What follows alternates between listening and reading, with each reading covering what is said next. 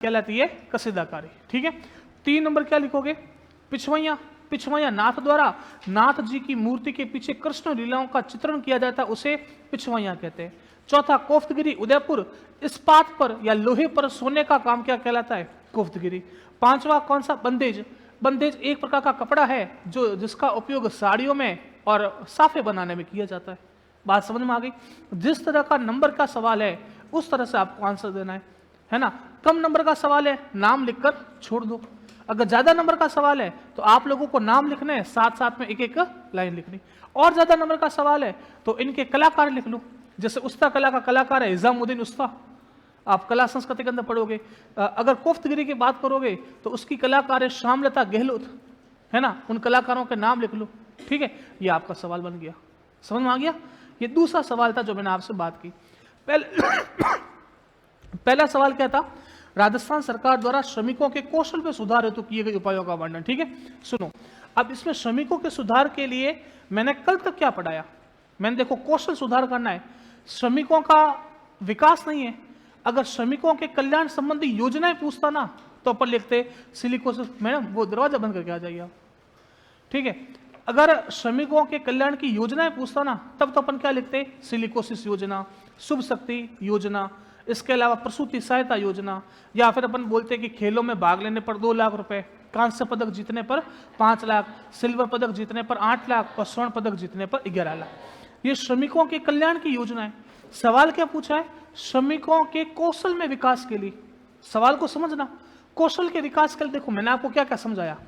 देखो अगर इस तरह का सवाल आए, आपको बोला है कि कौशल का विकास करना है, तो कौशल का विकास करने के सबसे पहले मैंने एक संस्था बनाई थी ना। उस संस्था का नाम क्या था? RSLDC।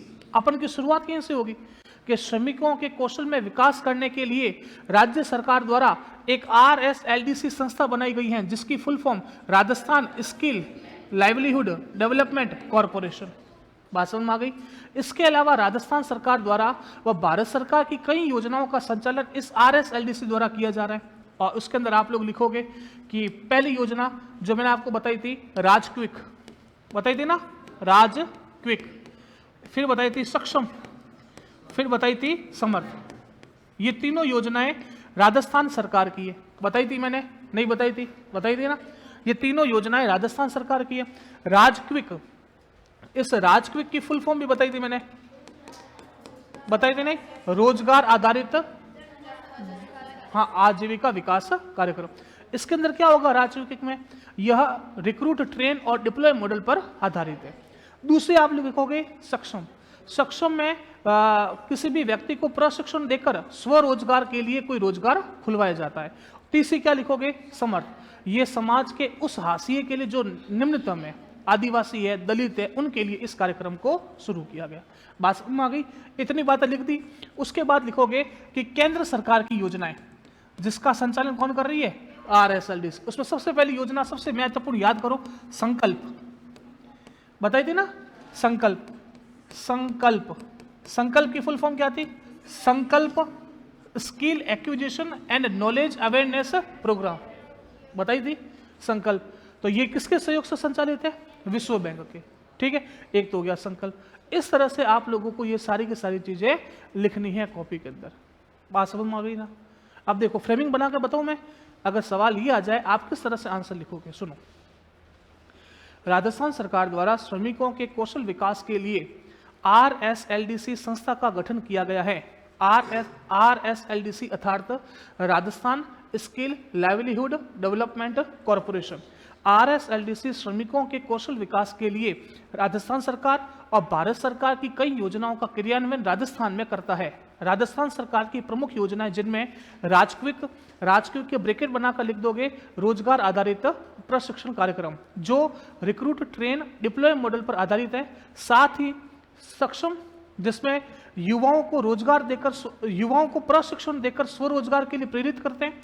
और अंतिम में समर्थ, जो राज्य के निम्नतम हाशिए पर मौजूद आदिवासी दलित समुदायों के लिए संचालित है।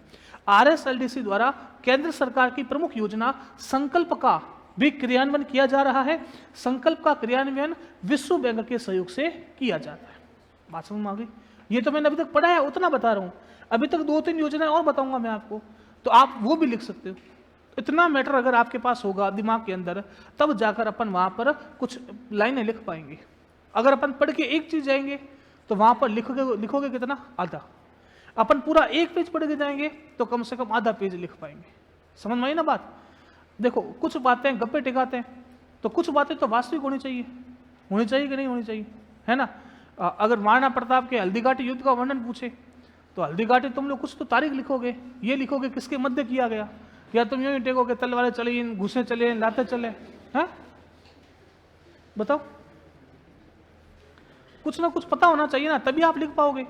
तो ये नॉलेज होना चाहिए आपको। मैं ये बोल रहा हूं ना कि यहां से आपको बहुत सारी चीजें मिलेगी आर्थिक समीक्षा से, जो आपके प्री में भी काम आएगी और मेंस में भी काम आएगी। ठीक है, चलो अब मैं आगे, कुछ और योजना रह गई है कौशल विकास की, उसकी मैं बात करता हूं। ठीक है, एक योजना है कौशल विकास की, उस योजना का नाम है, राजस्थान सरकार की है, उस योजना का नाम है मुख्यमंत्री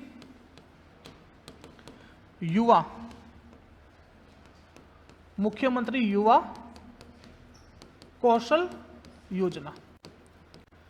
मुख्यमंत्री युवा कौशल योजना, ये भी राजस्थान के अंदर संचालित है। मतलब ये 3 योजनाएं पढ़ ली थी, चौथी योजना कौन सी आएगी, मुख्यमंत्री युवा कौशल योजना। ये भी राजस्थान सरकार की योजना है, जो किसके माध्यम से संचालित है, RSLDC के द्वारा संचालित है।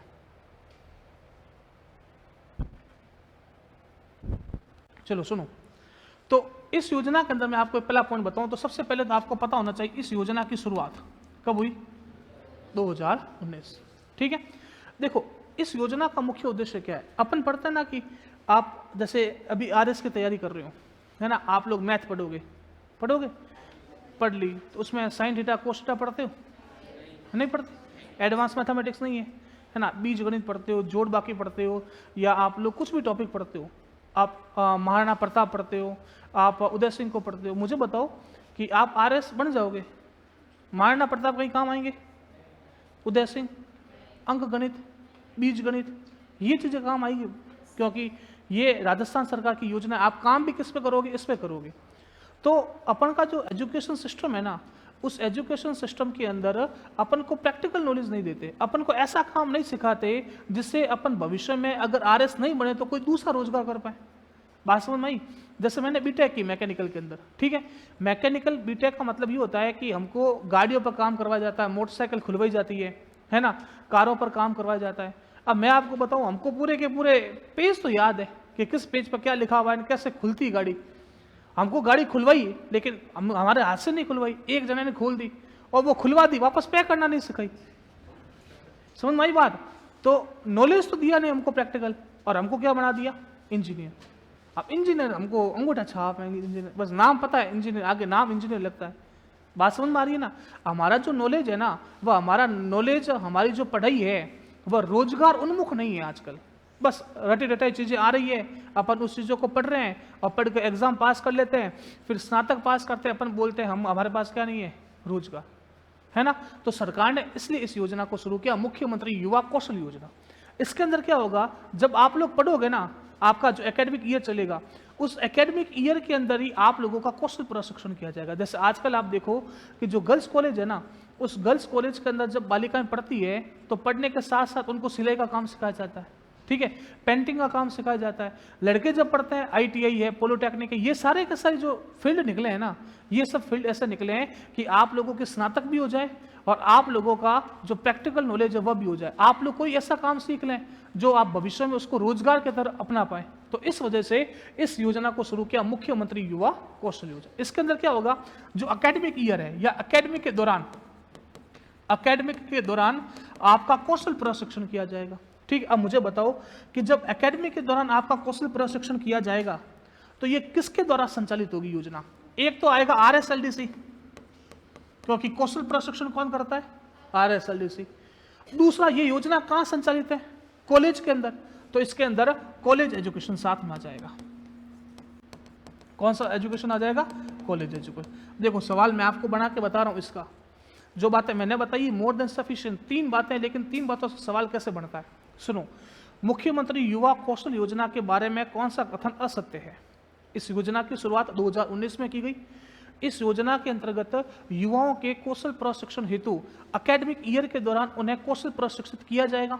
तीसरा, यह योजना RSLDC और जयपुर पुलिस मुख्यालय द्वारा संचालित है। और चौथा ऑप्शन, यह योजना RSLDC और कॉलेज शिक्षा विभाग द्वारा संचालित है। कौन सा कथन गलत है? तीसरा। बात समझ में आ गई? अब आपको इतना तो थोड़ा दिमाग काम, देखो एक चीज होती है कॉमन सेंस, समझते हो कॉमन सेंस का मतलब क्या होता है? देखो एक एग्जांपल देता हूं कि अपन कोई शब्द याद करके जाते हैं। जैसे एक एग्जांपल है, मैं बहुत बार क्लास के अंदर देता हूं। एक नाम आप लोगों ने सुना होगा, देवेंद्र झाझड़िया। कौन है?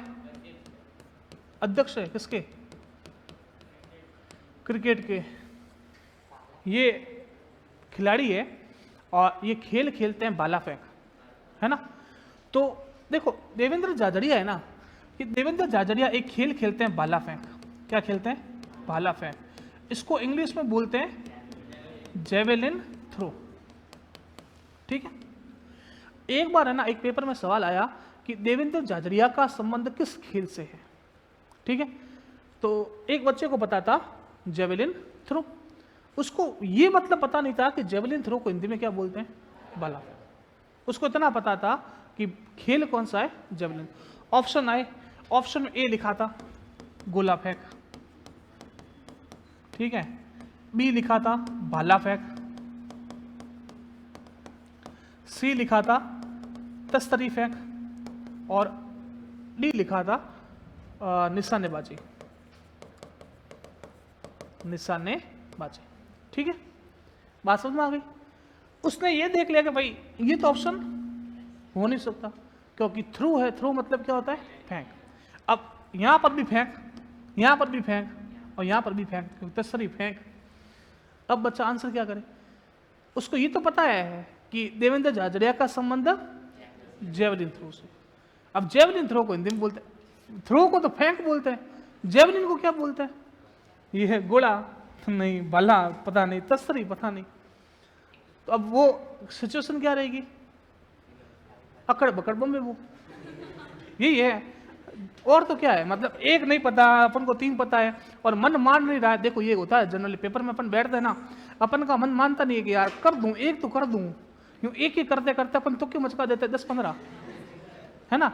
वो अब उसका मन रह नहीं रहा। उसने क्या किया कि ये ले, ये टिक कर लिया, कहाँ गया रे, गोला फेंक, इसने टिक कर लिया गोला फेंक। ठीक है। अब मुझे आप बताओ कि राजस्थान के अंदर कोई भी ऐसा पेपर नहीं है जो बाइलिंगुअल नहीं आता, नहीं आता। हर पेपर है जो हिंदी में भी आता है, इंग्लिश में भी आता है। अब उस विद्यार्थी का इतना दिमाग काम नहीं किया कि मुझे पता है कि इसका खेल जेवलिन थ्रो है, तो मैं अगर इसका जो इंग्लिश वर्जन है वहां पर जाकर देख लेता तो मेरा वो सवाल सही होता कि गलत होता।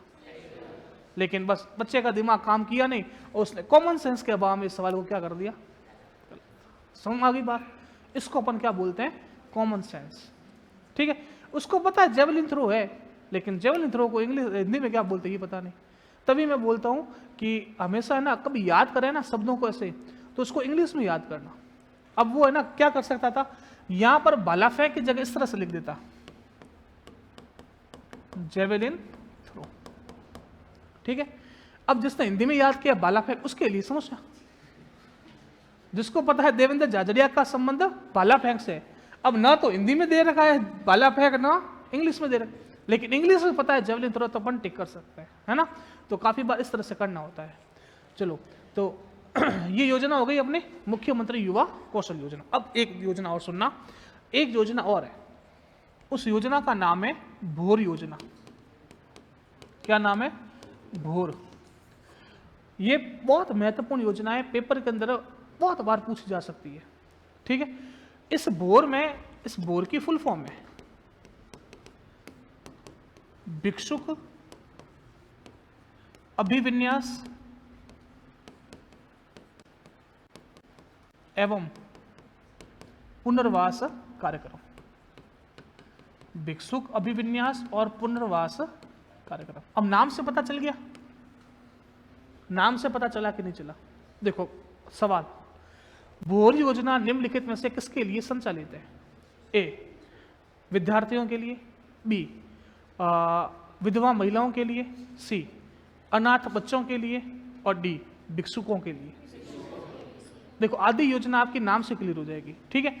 भिक्षुक अभिविन्यास और पुनर्वास कार्यक्रम, अपन काफी बार देखते हैं ना कि अपन यहाँ से बाहर निकलेंगे, कहीं हॉस्पिटल जाओगे, कहीं खाने पीने की दुकान पर जाओगे, तो वहां पर 3-4 भिखारी होते हैं जो हर समय भोजन मांगते हैं या पैसा। आजकल भोजन कोई नहीं मांगता, आजकल पैसा मांगते हैं, और पैसे भी 2 रुपए नहीं चलते, मिनिमम 10 रुपए। 10 रुपए से कम है तो तू धर पे रहा, ये आजकल ट्रेंड है।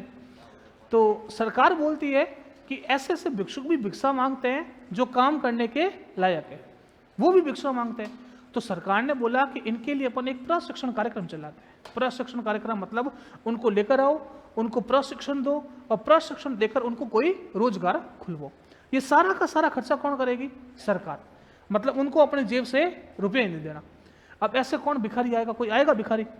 खुद की दिहाड़ी मजदूरी छोड़कर कोई भिखारी आपसे प्रशिक्षण लेने आएगा? नहीं। सरकार ने क्या बोला? हम लोग आपको 840 घंटे का प्रशिक्षण देंगे। कितने घंटे का? 840 घंटे का प्रशिक्षण देंगे। कोई भी काम होगा, जैसे कुछ काम डिसाइड कर रखे हैं, पिंचर निकालना, ठीक है, कोई छोटा मोटा काम है, वो जूते सीलना, इस तरह के छोटे मोटे काम है जो बता रखे हैं।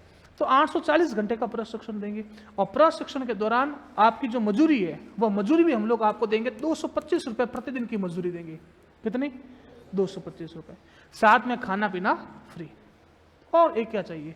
सरकार इतना कर रही है, आपको मजदूरी दे रही है 225 रुपये, आपको खाना पीना दे रही है और आपको प्रशिक्षण दे रही है।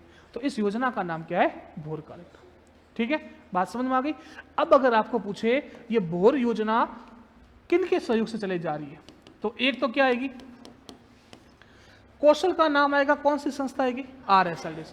और यहां पर एक डिपार्टमेंट और आएगा, ये आएगा जयपुर आयुक्तालय, जयपुर पुलिस आयुक्तालय, उसके द्वारा ये योजना चलाई जा रही है। जयपुर पुलिस आयुक्तालय।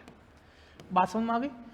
उससे पहले मैंने योजना कौन सी बताई? मुख्यमंत्री युवा कौशल कार्यक्रम। वह थी एक तो RSLDC और कॉलेज डिपार्टमेंट, और ये है RSLDC और जयपुर पुलिस मुख्यालय। ठीक है, बात समझ में आ गई? कोई दिक्कत? 2 योजनाएं क्लियर। मुख्यमंत्री युवा कौशल कार्यक्रम और दूसरी कौन सी बताई? भोर योजना। अब तीसरी योजना ये तीसरी योजना IM इंदिरा महिला शक्ति, इंदिरा महिला शक्ति कार्यक्रम, इंदिरा महिला शक्ति कार्यक्रम। इसको कई जगह है ना अपन इस तरह से लिखते हैं, IM शक्ति कार्यक्रम। I का मतलब इंदिरा, M का मतलब महिला। ठीक है, अब देखो आजकल आप लोग देखोगे ना, आज तो फिर भी महिलाओं की, लड़कियों की स्थिति काफी सम्मानजनक है अपने समाज में। ये स्थिति आप लोग जस्ट 10 साल पहले, 10 साल छोड़ो 5 साल पुरानी जाकर देखो, बहुत स्थिति दयनीय थी। आजकल तो लड़कियों के हाथ में फोन भी है, गाड़ियां भी है, स्कूटी भी है, लेकिन आज से 5-10 साल पहले इस तरह की चीजें होती नहीं थी। ठीक है, तो मैंने आपको क्या बोला कि कभी भी किसी का डेवलपमेंट करना है तो उसके हाथ में क्या आना चाहिए? पैसा। अगर आपके हाथ में पैसा आया मतलब आपका क्या हो गया? डेवलपमेंट। ठीक है, मैं सोचता हूं कि मैं अपनी सेविंग कराऊं, है ना, सेविंग कराने के लिए पैसा ही नहीं है, करवा पाऊंगा? नहीं, भगवान की दया से है, लेकिन मैं करवा नहीं रहा हूं। ठीक है, तो आप ये सोचो कि अगर आपको किसी का डेवलपमेंट करवाना है तो आपको क्या देना पड़ेगा? पैसा। आपको पता है जन आधार कार्ड सुना आप लोगों ने? जन आधार कार्ड पे सबसे आगे फोटो किसकी होती है? महिला की। जो परिवार की महिला होगी ना, उसकी फोटो होगी। अब इसके पीछे कारण क्या, कौन बताएगा? घर की मुखिया तो आदमी होते हैं, उसके आगे नहीं, ये आपको अगर इंटरव्यू सवाल पूछा कि जन आधार कार्ड के पर जो परिवार की मुखिया है, बहुत बढ़िया, ये आंसर है इसका। ठीक है, मुखिया महिला होती, ये आंसर नहीं होता। आंसर क्या है कि एक चीज मैंने आपको बताई थी, सब्सिडी बताई थी ना। सब्सिडी मतलब क्या होता है? जैसे गैस की टंकी के आपके 1000 रुपए लिए, ठीक है, आपको 300 में देगी, ठीक है, लेकिन आपसे पैसा कितना लेगी? 1000। जो डिफरेंस है 700 रुपए, वो आपके खाते में जमा होंगे। मैंने आपको समझाया था, इसको सब्सिडी बोलते हैं। अब जन आधार कार्ड होता है ना, उस जन आधार कार्ड परिवार की मुखिया कौन? महिला। तो सरकार ने बोला ये 700 रुपए ना पहले पुरुष के खाते में जाते थे, अब किसके खाते में जाएंगे? महिला के। तो महिला को 700 रुपये आगे खाते में पड़ा तो किसी से मांगने की आवश्यकता है? उसके पास क्या आया? पैसा। पैसा आया तो क्या हुआ? विकास। समझ में आई बात? तो ये ध्यान रखना, अगर आपको पूछे जन आधार कार्ड में परिवार की जो मुख्य है वो महिला क्यों है, पहला ऑप्शन आएगा इसका महिला सशक्तिकरण करने के लिए। दूसरा ऑप्शन आएगा कि महिलाओं को आर्थिक रूप से संबल प्रदान करना इसका मुख्य उद्देश्य है ना, आर्थिक संबल, क्योंकि पैसा किसके खाते में आएगा? महिला। अब महिला के खाते में अगर हर महीने 700-1000 रुपये आ रहे हैं तो उसका खर्चा निकल जाता है कि नहीं है? इस वजह से इस योजना को शुरू किया। ठीक है, चलो अब ये इंदिरा महिला शक्ति कार्यक्रम, ये किसके लिए? महिलाओं के लिए। नाम से पता चल गया। भोर कार्यक्रम भिक्षुकों के लिए, मुख्यमंत्री युवा कौशल कार्यक्रम युवाओं के लिए। अब इसके अंदर क्या होगा? इंदिरा महिला शक्ति कार्यक्रम के अंदर जो महिलाएं हैं उन महिलाओं को अलग अलग कामों में प्रशिक्षित किया जाएगा, फिर उनको रोजगार दिया जाएगा। इतनी सी बात है। अब भोर कार्यक्रम किसके सहयोग से संचालित था? RSLDC और जयपुर पुलिस मुख्यालय। मुख्यमंत्री युवा कौशल कार्यक्रम RSLDC और कॉलेज शिक्षा। अब यहां पर कौन आ रही है? महिला। तो यहां पर एक तो आ जाएगा डिपार्टमेंट कौन सा? RSLDC, और साथ में आ जाएगा महिला अधिकारिता विभाग, आयुक्त महिला अधिकारिता, आयुक्त महिला अधिकारिता, इसके सहयोग से संचालित है। समझ में आ गई बात? यहां पर महिला अधिकारिता आ जाएगी क्योंकि योजना किसकी है? महिला की। उससे पहले बोर योजना पढ़ी तो जयपुर पुलिस मुख्यालय, और उससे पहले मुख्यमंत्री युवा कौशल कार्यक्रम पढ़ा तो कॉलेज एजुकेशन डिपार्टमेंट। 3 योजना और क्लियर हो गई क्या? कोई दिक्कत है क्या? नहीं है। देखो इतनी योजना पहले बताई, राजक्विक, सक्षम, समर्थ, संकल्प। अब मैंने 3 योजना और बताई, मुख्यमंत्री युवा कौशल कार्यक्रम, फिर मैंने बताई भोर, फिर मैंने बताई इंदिरा महिला शक्ति कार्यक्रम। ठीक है, ये सारी की सारी योजनाएं किसके लिए है? कौशल विकास के। अब देखो अलग अलग सवाल पर अलग अलग टिप्पणी करनी पड़ेगी। अगर आपको पूछे कि राजस्थान में भिक्षुकों के प्रशिक्षण के लिए राज्य सरकार द्वारा किए गए उपायों पर टिप्पणी कीजिए, तो आप कौन सी योजना का वर्णन दोगे? भोर का। अगर आपको सवाल ये पूछे कि राजस्थान में युवाओं के प्रशिक्षण कार्यक्रम के लिए राज्य सरकार द्वारा उठाए गए प्रयासों पर टिप्पणी कीजिए, तो आप राजक्विक, सक्षम, समर्थ, मुख्यमंत्री युवा कौशल कार्यक्रम, इन सब का दोगे। अगर आपको पूछे महिलाओं के लिए तो स्पेशली किसका दोगे? इंदिरा महिला। बाकी आप बाकी भी योजनाओं का दे सकते हो, राजक्विक, सक्षम, समर्थ, इसमें भी कौन आ सकती है? महिलाएं, उसमें भी आ सकती है, लेकिन ये मुख्य योजना है। ठीक है, चलो अब मैं कुछ बात कर लेता हूं। अपन देख लेते हैं कि अपन ने कौन सी चीज छोड़ी है। ये सब पढ़ लिया था। देखो एक योजना और है, ये भी भारत सरकार की योजना का नाम क्या है? दीनदयाल उपाध्याय ग्रामीण कौशल। दीनदयाल उपाध्याय, आप मानकर चलना ये जो बीजेपी सरकार है ये इस नाम के पीछे हाथ धोकर पड़ी है, क्योंकि ये बीजेपी के पूर्व नेता हुआ करते थे, बहुत जाने माने नेता थे। जैसे एक आपने बंदरगाह का नाम सुना होगा, कांडला बंदरगाह, है ना, उसका नाम क्या कर दिया? दीनदयाल उपाध्याय। ये कोई योजना शुरू करते हैं तो नाम लगाते हैं दीनदयाल। ये तो एक दीनदयाल उपाध्याय के नाम से शुरू करेंगे या अटल बिहारी वाजपेयी के नाम से। जैसे अपन के यहाँ पर पहले राजीव गांधी सेवा केंद्र थे, उसको कर दिया अटल सेवा केंद्र। नाम सुना है? तो वहां पर सारा का सारा IT का काम होता है, वो होता है अटल सेवा केंद्र। ठीक है, दीनदयाल उपाध्याय ग्रामीण कौशल योजना, इसके अंदर क्या होगा?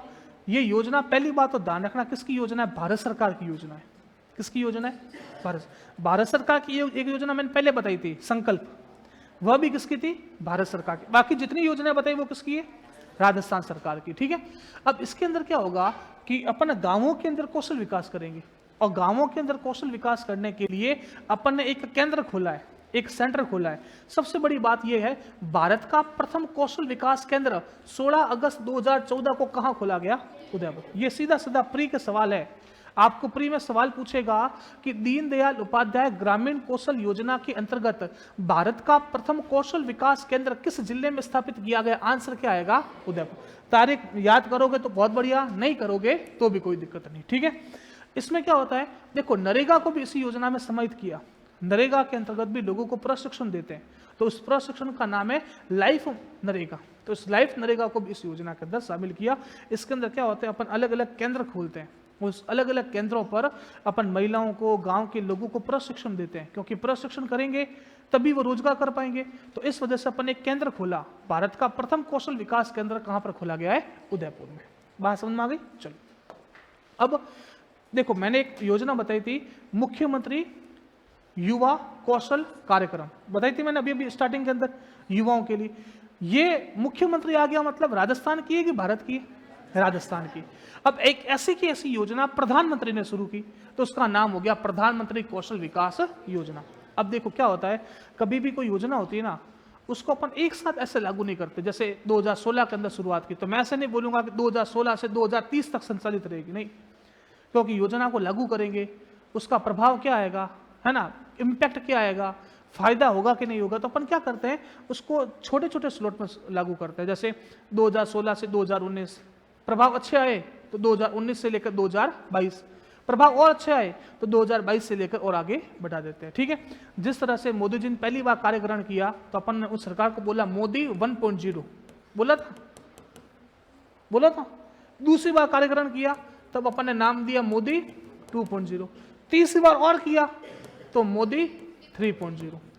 ये 3.0, 2.0, 1.0 क्या है, इनके कार्यकाल है।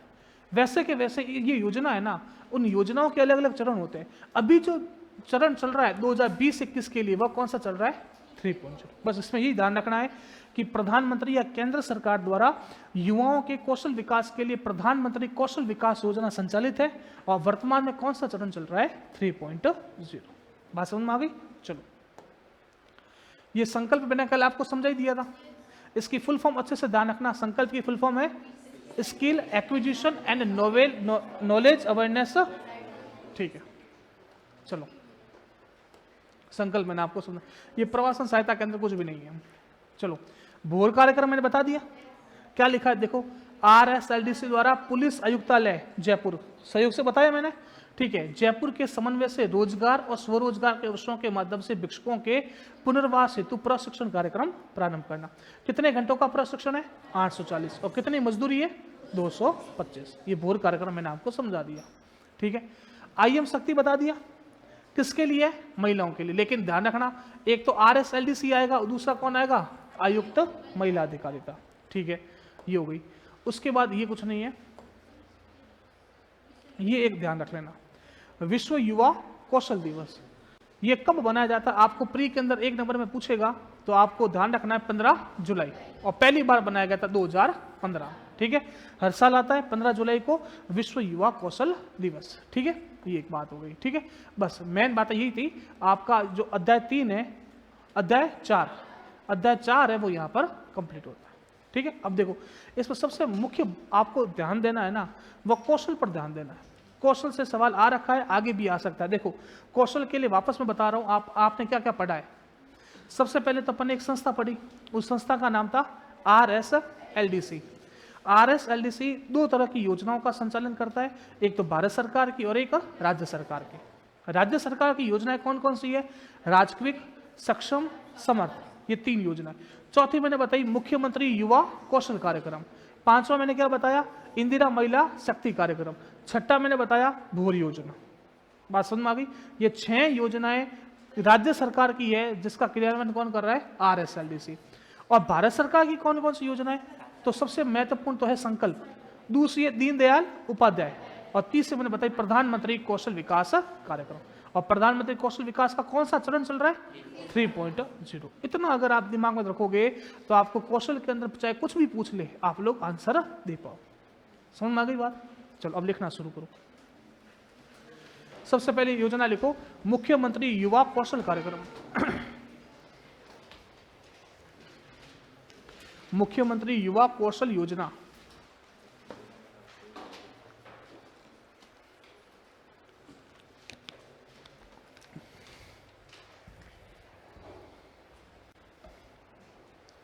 मुख्यमंत्री युवा कौशल योजना।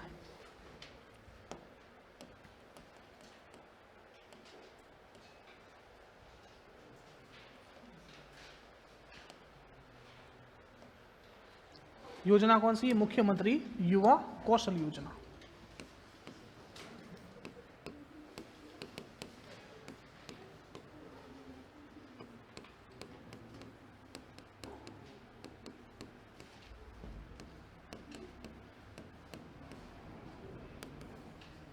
पहला पॉइंट लिखिए, योजना की शुरुआत। योजना की शुरुआत 2019, योजना की शुरुआत 2019। दूसरा पॉइंट लिखिए,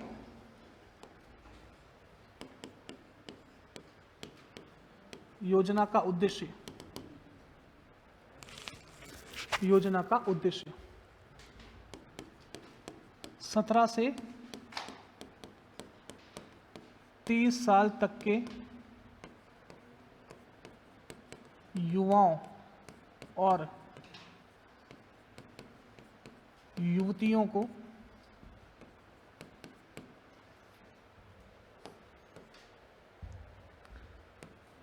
अध्ययन के दौरान कौशल प्रशिक्षण प्रदान करना, अध्ययन के दौरान कौशल प्रशिक्षण प्रदान करना,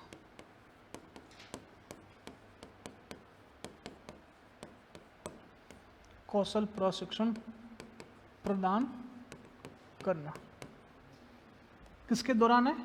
अध्ययन के दौरान।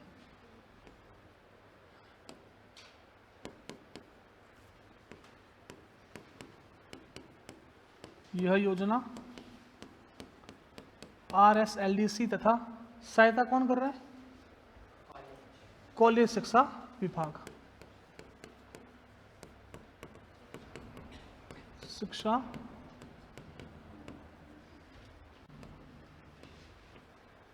आयुक्तालय, कॉलेज शिक्षा आयुक्तालय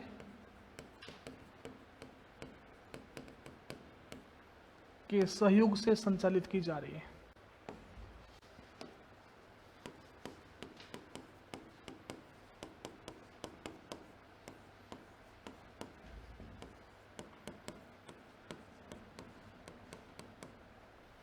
के सहयोग से संचालित की जा रही है। योजना का नाम ध्यान रखना, मुख्यमंत्री युवा कौशल योजना।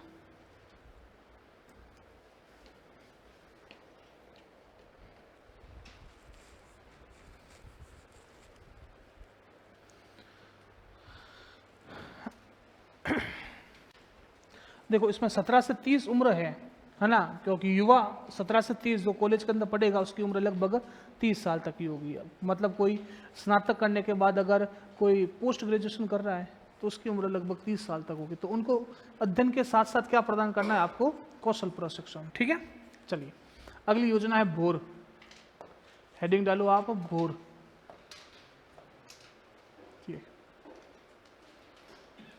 लिखिए पहले तो भोर की फुल फॉर्म लिखो, भिक्षुक अभिविन्यास व पुनर्वास कार्यक्रम। भिक्षुक मुक्त शहर बनाने के लिए,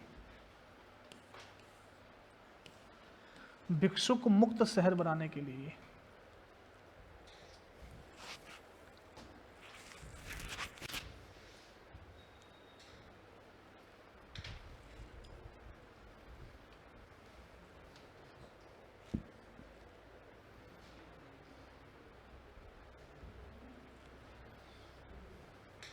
भिक्षुक अभिविन्यास व पुनर्वास कार्यक्रम।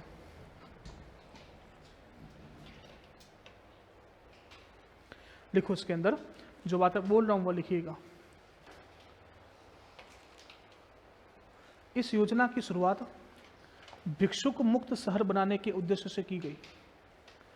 इस योजना की शुरुआत भिक्षुक मुक्त शहर बनाने के उद्देश्य से की गई। इस योजना की शुरुआत भिक्षुक मुक्त शहर बनाने के उद्देश्य से की गई। भिक्षुक मुक्त शहर बनाने के उद्देश्य से की गई। भिक्षुक मुक्त शहर बनाने के उद्देश्य से की गई। अगला पॉइंट लिखिए, यह योजना RSLDC, यह योजना RSLDC, यह योजना RSLDC और पुलिस आयुक्तालय जयपुर के सहयोग से संचालित है। पुलिस आयुक्तालय जयपुर के सहयोग से संचालित है। यह योजना RSLDC और पुलिस आयुक्तालय जयपुर के सहयोग से संचालित है। पुलिस आयुक्तालय जयपुर के सहयोग से संचालित है। ठीक है, चलो तीसरा पॉइंट लिखिए। इस योजना के अंतर्गत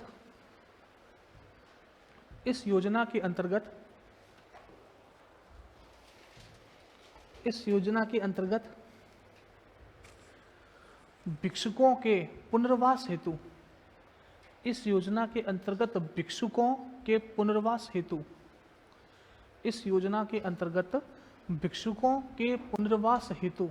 प्रशिक्षण कार्यक्रम चलाए जाते हैं। भिक्षुकों के पुनर्वास हेतु प्रशिक्षण कार्यक्रम चलाए जाते हैं। इस योजना के अंतर्गत भिक्षुकों के पुनर्वास हेतु प्रशिक्षण कार्यक्रम चलाए जाते हैं। ठीक है, अगला लिखना प्रशिक्षण की अवधि 840 घंटे। प्रशिक्षण की अवधि 840 घंटे। प्रशिक्षण की अवधि 840 घंटे। अगला पॉइंट लिखिए। प्रतिदिन मजदूरी 225 रुपए। प्रतिदिन मजदूरी 225 रुपए भिक्षुकों को दी जाती है। प्रतिदिन मजदूरी 225 रुपए भिक्षुकों को दी जाती है। प्रतिदिन मजदूरी 225 रुपए भिक्षुकों को दी जाती है। ठीक है, ये कौन सी योजना है? भोर योजना किसके लिए संचालित है? भिक्षुक। भिक्षुक का मतलब भिखारी। हाँ, ठीक है, चलो अगली योजना लिखो। IM शक्ति, इंदिरा महिला शक्ति योजना। IM शक्ति, IM एक नहीं M है। IM शक्ति, M का मतलब है महिला। इंदिरा महिला शक्ति योजना। कांग्रेस की कोई योजना होगी तो वो इंदिरा के नाम से होगी, या राजीव के नाम से होगी, या राहुल के नाम से। राहुल के नाम से कोई योजना नहीं है, ध्यान रखना, है ना। हाँ, और अगर बीजेपी लेकर आएगी तो विवेकानंद के नाम पर होगी, सुभाष चंद्र बोस के नाम पर होगी, अटल बिहारी वाजपेयी के नाम पर होगी, या दीनदयाल उपाध्याय के नाम। ठीक है, ये ध्यान रख लेना। चलो लिखो, इंदिरा महिला शक्ति योजना। एक योजना और ऐसे कैसे शुरू की थी, इंदिरा महिला उड़ान योजना, है ना। ये भी मैं आपको आगे बताऊंगा, ये भी महिलाओं के लिए थी। लगभग देखो आजकल के आप जनरेशन में देखोगे ना, आजकल का मुख्य फोकस क्या है? आजकल के एनवायरमेंट में, आजकल के पेपरों के अंदर आप देखो मुख्य फोकस देखोगे पर्यावरण संरक्षण पे। ठीक है, पर्यावरण संरक्षण में कोई काम हुआ है, सवाल पक्का आएगा। ठीक है, महिलाओं के क्षेत्र में महिलाओं का विकास, महिलाओं का उत्थान, बस। तीसरा आ जाएगा बच्चों के लिए। ये तीन ही मेजर सेक्टर है जो आजकल चल रहे हैं योजनाओं में, पेपर में। ठीक है, अगर आप टेक्नोलॉजी की तरफ जाते हो ना, साइंस एंड टेक में जाओगे आप, तो मेजर पोर्शन आएगा आपका AI, आर्टिफिशियल इंटेलिजेंस, है ना। दूसरा अगर आप जाओगे तो स्पेस, और तीसरा अगर आप चले गए तो ये चैट GPT वगैरह ये सब हो गए। ठीक है, ये आजकल आप अखबार उठाकर देखो ना तो आपको यही चीजें मिलेगी। साइबर क्राइम किससे जुड़ा हुआ है? टेक्नोलॉजी से। तो इस तरह की चीजें आजकल बहुत ज्यादा हो रही है। कोई योजना लॉन्च हो रही है जो साइबर क्राइम के लिए, आपको पेपर में आप RS का पेपर उठाकर देखो, UPSC का पेपर उठाकर देखो, इस तरह के सवाल बहुत ज्यादा है कि सरकार ने साइबर क्राइम को रोकने के लिए कौन कौन से उपाय किए हैं, आपको पता होने चाहिए, है ना। सरकार ने अवैध खनन को रोकने के लिए कौन कौन से उपाय किए, पॉजिटिव वे में जितने भी है, अखबार के अंदर बहुत आते हैं। जैसे एक मैं आपको एग्जांपल दूं, बंसी पहाड़पुर के पत्थर का नाम सुना होगा। बंसी पहाड़पुर कहाँ का है? भरतपुर का, जिससे अयोध्या का राम मंदिर बना है। ठीक है, अब उस पत्थर की डिमांड इतनी हो गई कि लोग उसका अवैध खनन करने लगे, अवैध खनन करके उसको बेच रहे हैं बाजार के अंदर। तो अब सरकार ने क्या किया, भरतपुर में इस अवैध खनन को रोकने के लिए एक ऑपरेशन चलाए। उस ऑपरेशन का नाम है ऑपरेशन अरावली। आपको पेपर में पूछ लेगा कि भरतपुर के बंसी पहाड़पुर पत्थर के अवैध खनन को रोकने के लिए कौन सा कार्यक्रम चलाया गया। ऑपरेशन अरावली। ठीक है, तो ये चीजें हैं जो बहुत ज्यादा चलती है। करंट अफेयर पढ़ोगे ना, मैं करंट अफेयर पढ़ता हूँ तो मुझे लगभग 100 में से 60 चीजें है ना, ये चीजें मिलती है महिलाओं के लिए, बच्चों के लिए या पर्यावरण के लिए, बस ये चीजें। ठीक है, और ये चीजें पेपर में आती है। लिखो IM शक्ति,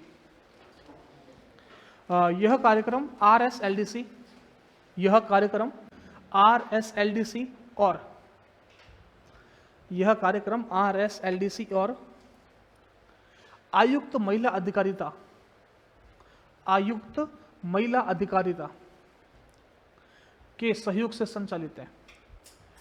यह योजना RSLDC और आयुक्त महिला अधिकारिता, आयुक्त महिला अधिकारिता के सहयोग से संचालित है। आयुक्त महिला अधिकारिता के सहयोग से संचालित है। सहयोग ध्यान रखना भाइयों, किसका किसका है। रिफाइनरी में किसका सहयोग है? HPCL और राजस्थान। कितना है? 74:26। क्षमता कितनी है? 9 मिलियन मेट्रिक टन। ये इसकी लागत कितनी है? 74,000 करोड़। ये किस पर आधारित है? BS6 पर आधारित है। ठीक है, यह देश की कौन सी रिफाइनरी है? 26वीं रिफाइनरी है। ठीक है, अगर पूछे कि यह देश की ऐसी रिफाइनरी है जहां पर पेट्रोकेमिकल कॉम्प्लेक्स साथ में है। ठीक है, ये सारी की सारी बातें रिफाइनरी के बारे में। आपको इतना सा देखा HRRL लिमिटेड, अब आपको जितना पता है वो सब लिखो। अच्छा पता होगा अच्छे नंबर मिलेंगे, कम पता होगा कम नंबर मिलेंगे। ठीक है, नॉलेज पूरा रखना, जितनी भी बातें आए सब दिमाग में सेट करने की कोशिश करो। और एक मैप की तरह दिमाग में याद रखो कि सर ने श्रम बताया था, श्रम के अंदर इतनी सारी चीजें बताई, कौशल बताया तो कौशल में ये सब चीजें बताई। दिमाग के अंदर पूरा मैप रखोगे ना तो आपको लिखने में बहुत आसानी रहेगी, है ना। ऐसा नहीं कि नाम आएगा तो अपन योजना के बारे में लिख पाएंगे, नहीं। अब मैं आपको कैसे पढ़ा रहा हूँ लय के अंदर, है ना। मुझे ये PPT क्यों लेके आता हूँ? ताकि आप लोगों के आराम के लिए, आप लोग कोई चीज़ अगर समझ में नहीं आए बोर्ड पर देखकर लिख लें। ठीक है, क्योंकि आप अभी क्या फाउंडेशन बैच के, तो बहुत सारे शब्द ऐसे होते हैं जो आपको लिखने में नहीं आते। और मैं सोचता हूँ कि कुछ नहीं, फाउंडेशन ही तो है। मतलब मैं बोलूँ कि फाउंडेशन शब्द लिखना, आप में से ऐसे कई बच्चे होंगे जिनको शब्द लिखना नहीं आता, और मैं सोचूंगा कि फाउंडेशन शब्द ही तो लिखना है, लिख देंगे। और आप सोचोगे सर से पूछे कैसे, सभी मांझना पटक देंगे। बात समझ में आ रही है? तो इस कम्युनिकेशन गैप की वजह से कई बच्चे शर्म की वजह से रह जाते हैं। इस वजह से मैंने PPT वाला सिस्टम शुरू किया। बाकी अगर ये RS के स्नातक पास बच्चे होते ना तो मैं PPT लेकर भी नहीं आता, मैं पहले बस इनको सीधा हेडिंग डलवाता हूँ, लिखवाना शुरू कर देता। लेकिन चूंकि अब क्लास के अंदर हर बच्चे का ध्यान रखना पड़ता है। कोई बच्चा ऐसा भी है जो बहुत कमजोर बैकग्राउंड से आया है, और एक बच्चा ऐसा होगा जो बहुत अच्छे बैकग्राउंड से आया है। अब अच्छे बैकग्राउंड वाले ने जवाब दे दिया, इसका मतलब ये नहीं है कि क्लास में प्रत्येक बच्चे को समझ में आ गया। तो मुझे सबको साथ लेकर चलना है, इसी वजह से मैंने PPT वाला सिस्टम शुरू किया है। बाकी मैंने पहले आपको बिना PPT पढ़ाना शुरू किया था, लेकिन मुझे लगा कि कई बच्चों को लिखने में कहीं ना कहीं दिक्कत आ सकती है, इस वजह से फिर मैंने PPT लगाई। ठीक है, चलो इसमें अगला पॉइंट लिखना, शुरुआत 2020-21। शुरुआत 2020-21, शुरुआत 2020-21। अगला पॉइंट लिखिए, योजना का उद्देश्य, योजनाओं का उद्देश्य महिलाओं एवं बालिकाओं का कौशल विकास करना है। योजना का उद्देश्य महिलाओं एवं बालिकाओं का कौशल विकास करना है। महिलाओं एवं बालिकाओं का कौशल विकास करना है। महिलाओं एवं बालिकाओं का कौशल विकास करना है। योजना का उद्देश्य महिलाओं एवं बालिकाओं का कौशल विकास करना है। ठीक है, चलो अब ये 2 योजना बाकी रहेगी। एक लिखो प्रधानमंत्री कौशल विकास योजना, 2.0 मत लिखना, बस इतना सा लिखना, प्रधानमंत्री कौशल विकास योजना। ब्रैकेट में इसकी शॉर्ट फॉर्म लिख देना, PMKVY, प्रधानमंत्री कौशल विकास योजना। ये काफी बार है ना शॉर्ट फॉर्म दे देते हैं, अपन को पता चलेगा इन्हें कि क्या लिखा है, प्रधानमंत्री कौशल विकास योजना।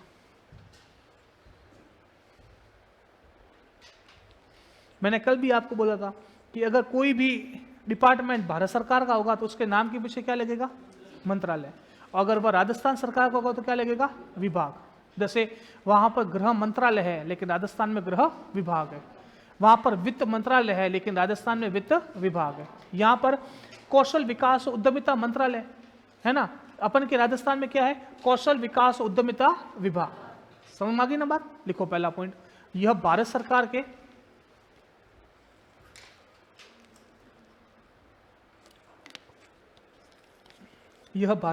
के कौशल विकास व उद्यमिता मंत्रालय द्वारा संचालित है।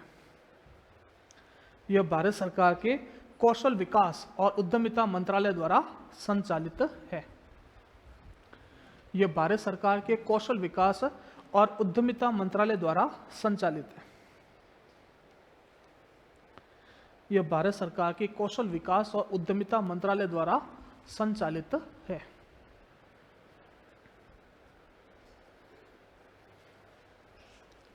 अगला पॉइंट लिखिए, इस योजना का उद्देश्य युवाओं को प्रशिक्षित करना है। इस योजना का उद्देश्य युवाओं को प्रशिक्षित करना है। इस योजना का उद्देश्य युवाओं को प्रशिक्षित करना है।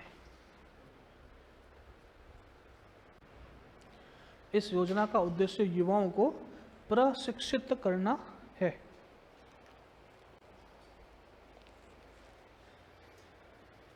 ठीक है, सबका उद्देश्य एक ही है, प्रशिक्षण करना। लेकिन बोर जाएगा तो भिखारी गाएंगे, IM शक्ति जाएगा तो महिला आएगी, है ना। अगर मुख्यमंत्री युवा कौशल योजना जाएगा तो कॉलेज के युवा आएंगे, और अगर प्रधानमंत्री कौशल विकास योजना जाएगा तो इसमें भी युवा आएंगे, है ना। उद्देश्य क्या है? प्रशिक्षण। बस दिमाग के अंदर एक ही सेट करो। अगला लिखो कि वर्तमान में प्रधानमंत्री कौशल विकास योजना 3.0 संचालित है। वर्तमान में प्रधानमंत्री कौशल विकास योजना 3.0 संचालित है। वर्तमान में प्रधानमंत्री कौशल विकास योजना 3.0 संचालित है। वर्तमान में प्रधानमंत्री कौशल विकास योजना 3.0 संचालित है। प्रधानमंत्री कौशल विकास योजना 3.0 संचालित है। ठीक है, समस्या हो तो बताएं, नहीं है? चलो अगली योजना लिखो, दीनदयाल उपाध्याय ग्रामीण कौशल योजना। अब यहां पर देखो नाम के अंदर क्या आया, दीनदयाल उपाध्याय छोड़ो ग्रामीण आ गया, तो मतलब यहां पर प्रशिक्षण कहां दिया जाएगा? गांवों में। लेकिन वही प्रशिक्षण किसको दिया जाएगा? युवाओं को। ठीक है, लिखो अगला पॉइंट। देखो यहां पर भी बात क्या है? ग्रामीण युवाओं को, है ना। आधे से ज्यादा योजनाएं आप लोग नाम से पकड़ोगे। दीनदयाल उपाध्याय ग्रामीण कौशल योजना।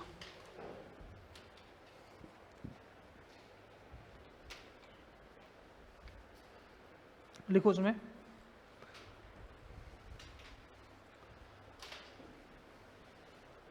गांवों के लिए मैंने एक मंत्रालय करवाया था 3 नंबर में, ग्रामीण विकास मंत्रालय करवाया था ना, या नहीं करवाया था? करवाया था।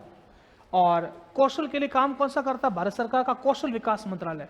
तो ये दोनों मंत्रालय आकर इस योजना का क्रियान्वयन कर रहे हैं। तो देखो, एक तो ग्रामीण विकास मंत्रालय आ गया और दूसरा कौशल प्रशिक्षण व नियोजन कार्यक्रम ये आ गया। ठीक है, लिखो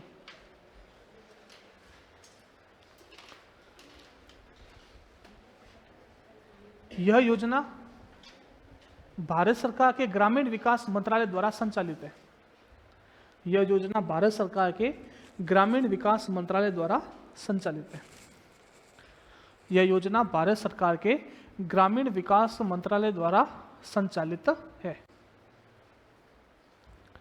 यह योजना भारत सरकार के ग्रामीण विकास मंत्रालय द्वारा संचालित है।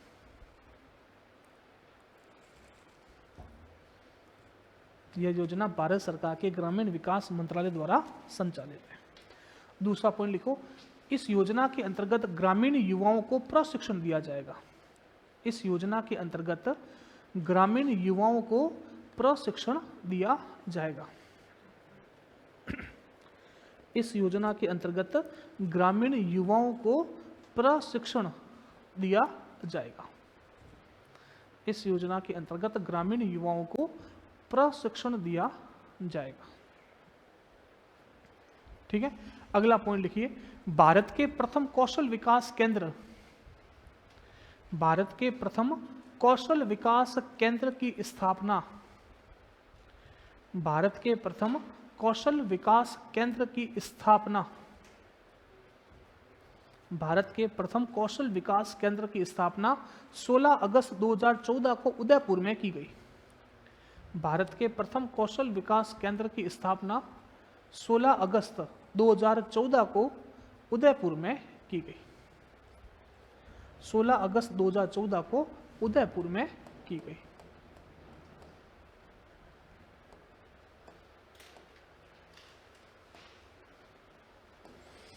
अगला लिखो, विश्व युवा कौशल दिवस। विश्व युवा कौशल दिवस, ये इस चैप्टर का अंतिम पॉइंट है। विश्व युवा कौशल दिवस लिखो, RSLDC द्वारा प्रतिवर्ष,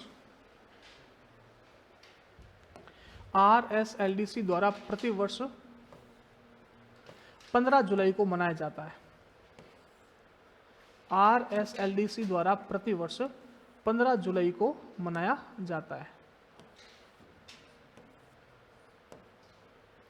RSLDC द्वारा प्रतिवर्ष 15 जुलाई को मनाया जाता है। मैंने क्या बोला? जुलाई बोला ना? हाँ, 15 जुलाई को मनाया जाता है। ठीक है, अगला पॉइंट लिखिए, यह पहली बार 2015 में मनाया गया था। यह पहली बार 2015 में मनाया गया। यह पहली बार 2015 में बनाया गया। ठीक है, अब देखो मैं पूरा का पूरा समराइज कर रहा हूं कौशल विकास को। ठीक है, आप लोग समझना, जितना भी आप लोगों ने पढ़ा है ना, वो पूरा का पूरा एक मैं चार्ट बता रहा हूं। देखो अपन ने बात किसकी की थी? कौशल की। कौशल की अगर मैंने बात की तो कौशल के लिए अपन ने सबसे पहले एक संस्था बनाई। उस संस्था का नाम क्या है? RSLDC। RSLDC की फुल फॉर्म क्या है? Rajasthan skill and livelihood development corporation, ये इसकी फुल फॉर्म है RSLDC। ये RSLDC कुछ कुछ योजनाओं का संचालन करता है। एक तो करता है राज्य में और एक करता है केंद्र में। ठीक है, केंद्र की योजनाओं का और राज्य की योजनाओं दोनों का संचालन कौन करता है? RSLDC। राज्य की योजनाएं कौन कौन सी है? राजक्विक, सक्षम, समर्थ और बोलो, मुख्यमंत्री युवा कौशल योजना, युवा कौशल योजना और भोर IM शक्ति। ठीक है, बात समझ में आ गई? ये सारी की सारी योजनाएं राज्य सरकार की। संकल्प केंद्र की है। पहली संकल्प की फुल फॉर्म ध्यान रखना, skill acquisition and knowledge awareness for livelihood promotion. ठीक है, संकल्प। दूसरी दीनदयाल उपाध्याय ग्रामीण कौशल योजना। ठीक है, तीसरी प्रधानमंत्री कौशल विकास योजना।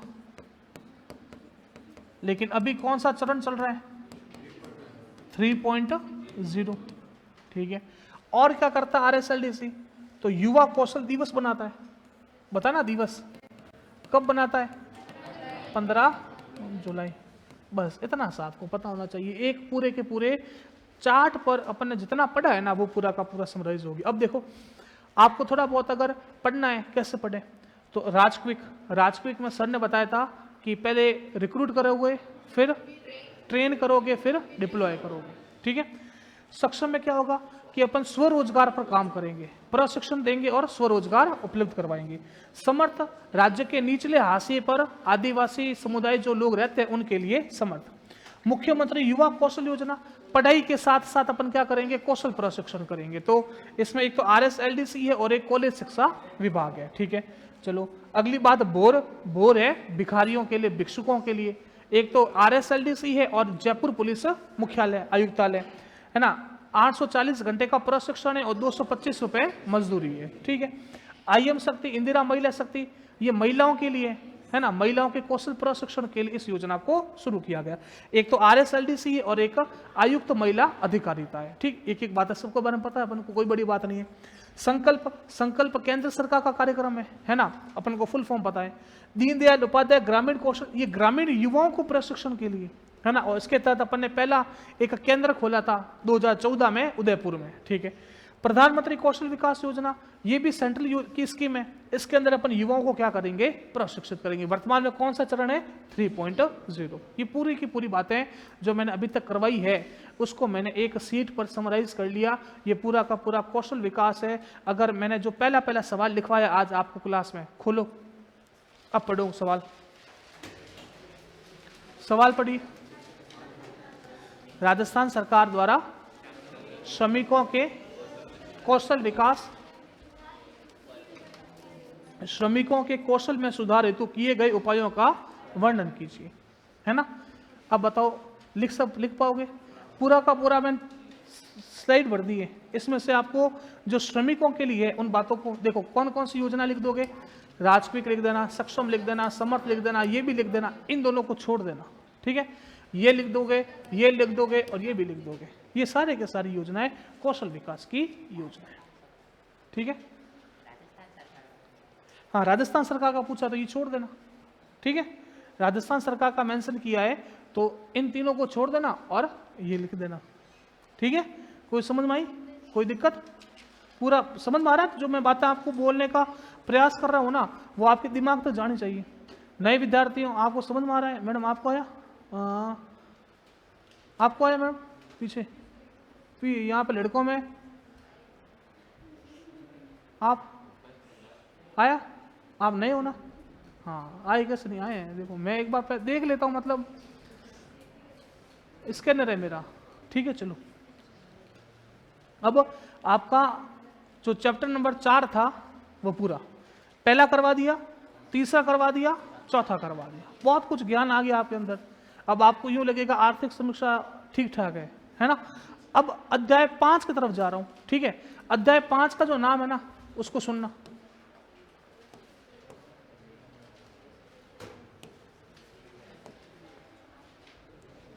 अध्याय 5,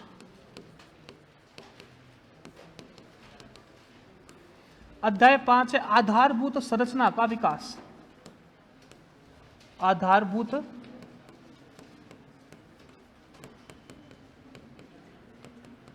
आधारभूत संरचना का विकास। सुनिए, आधारभूत संरचना ये क्या शब्द है? मतलब बेसिक नीड्स। अपन इसके अंदर पढ़ेंगे कि राजस्थान में एक तो अपन पढ़ेंगे सबसे महत्वपूर्ण ऊर्जा। क्या पढ़ेंगे? ऊर्जा।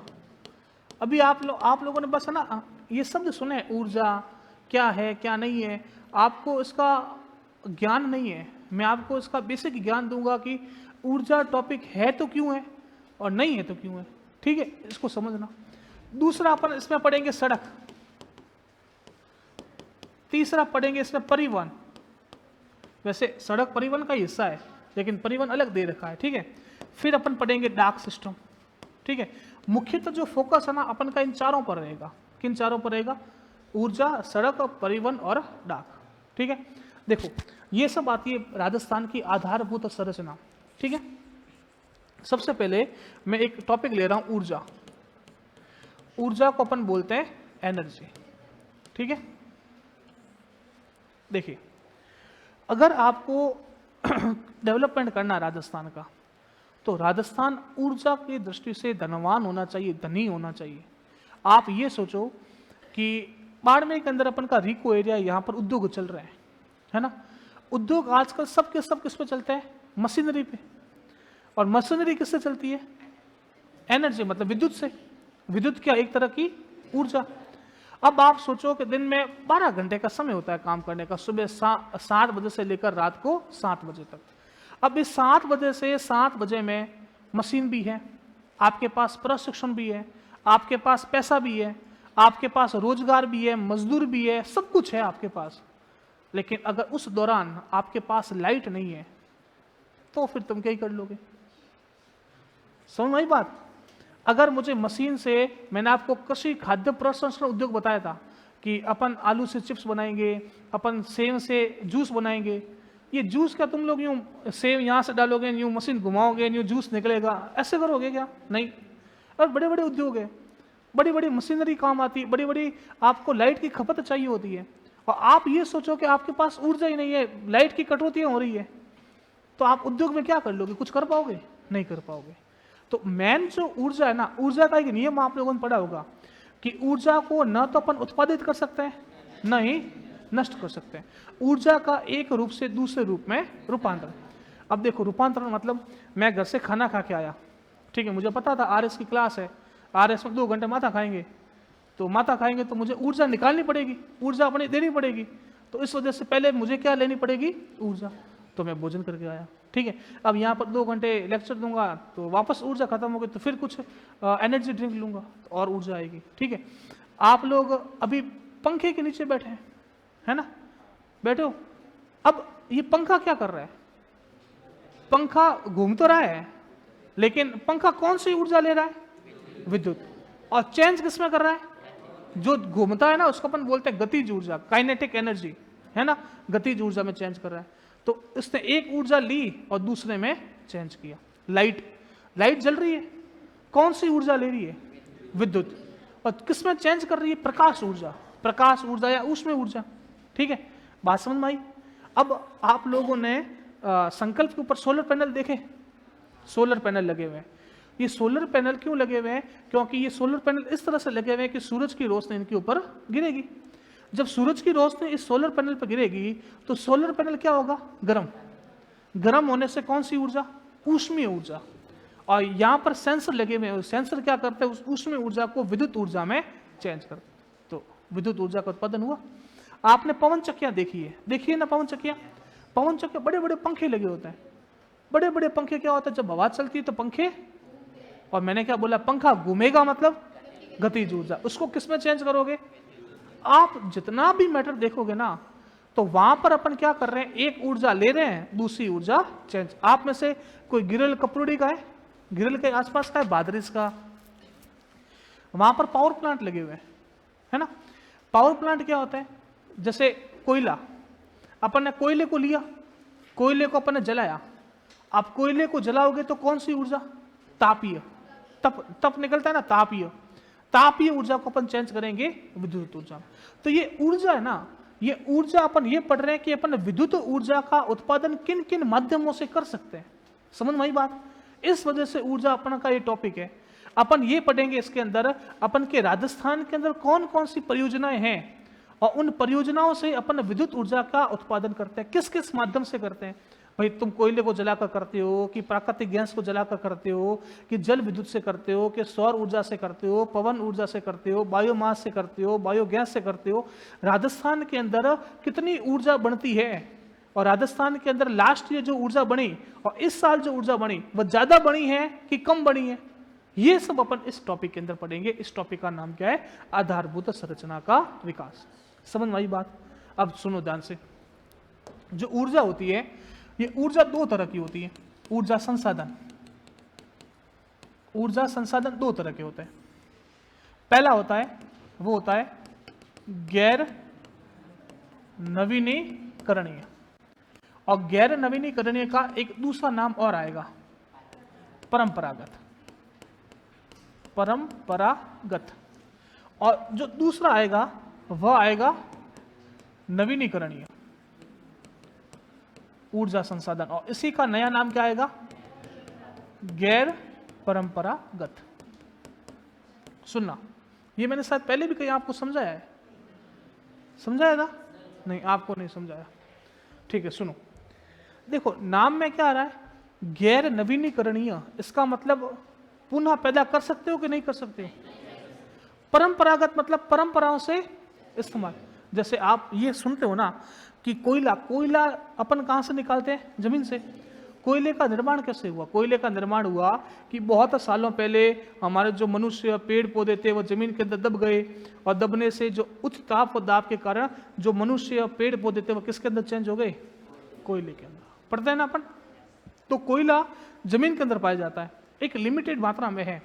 आप अगर उसका खनन करोगे, खनन करने के बाद अगर आपने कोयले को निकाल दिया, जमीन के अंदर जितना कोयला था समाप्त हो गया, तो वापस ऐसा हो सकता है कि आज खत्म हो गया कल वापस बना दूं?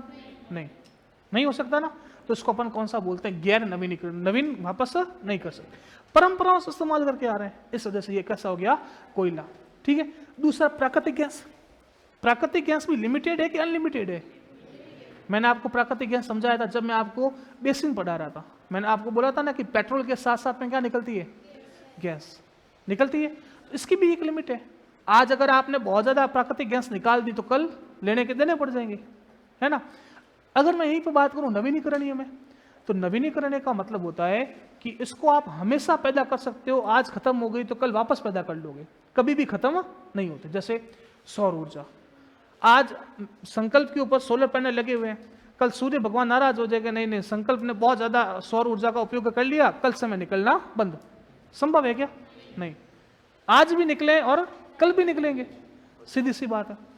पवन ऊर्जा, आप पवन ऊर्जा चल रही है, आप लोगों ने चक्कियां घुमाई, विद्युत ऊर्जा का उत्पादन किया, बालाजी महाराज नाराज हो गए कि पवन पुत्र हनुमान हूं, मैं हवा को रोक दूंगा।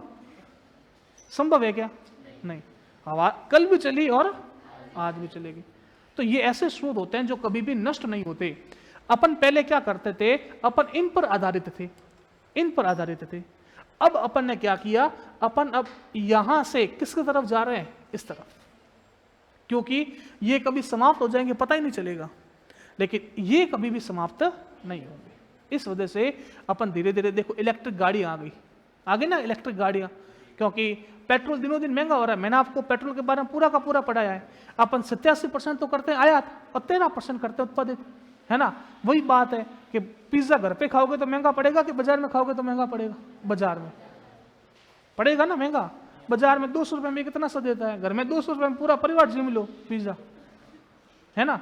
आप पेट्रोल दूसरे देश से मंगा रहे हो 87%, तो दिनों दिन पेट्रोल की डिमांड तो बढ़ रही है, भाव भी बढ़ रहे हैं। पहले मेरे को याद है, मेरी समझ के अंदर जब मैं छोटा था तब 60-70 रुपए पेट्रोल हुआ करता था। आज की तारीख में मेरी समझ के बाहर वो पेट्रोल हो गया 110 के आसपास। आज आप जब 2-3 साल और निकालोगे, 5 साल और निकालोगे, ये 110 पहुंचेगा 130 के आसपास। तब अपन ने एक दूसरा रूटीन निकाला। अपन सोच रहे हैं कि इलेक्ट्रिक गाड़ियों की तरफ चलते हैं। इलेक्ट्रिक गाड़ियों से क्या होगा कि लाइट है, लाइट के उत्पादन अपन सौर ऊर्जा से कर सकते हैं? नहीं कर सकते। जिसके घर पे सोलर पैनल लगा हुआ है वो सोलर पैनल से अपनी स्कूटी को चार्ज करे, पेट्रोल का उपयोग खत्म। समझ में आ गई ना। इस वजह से अपन धीरे धीरे यहां से किस तरफ जा रहे हैं? इस तरफ जा रहे हैं।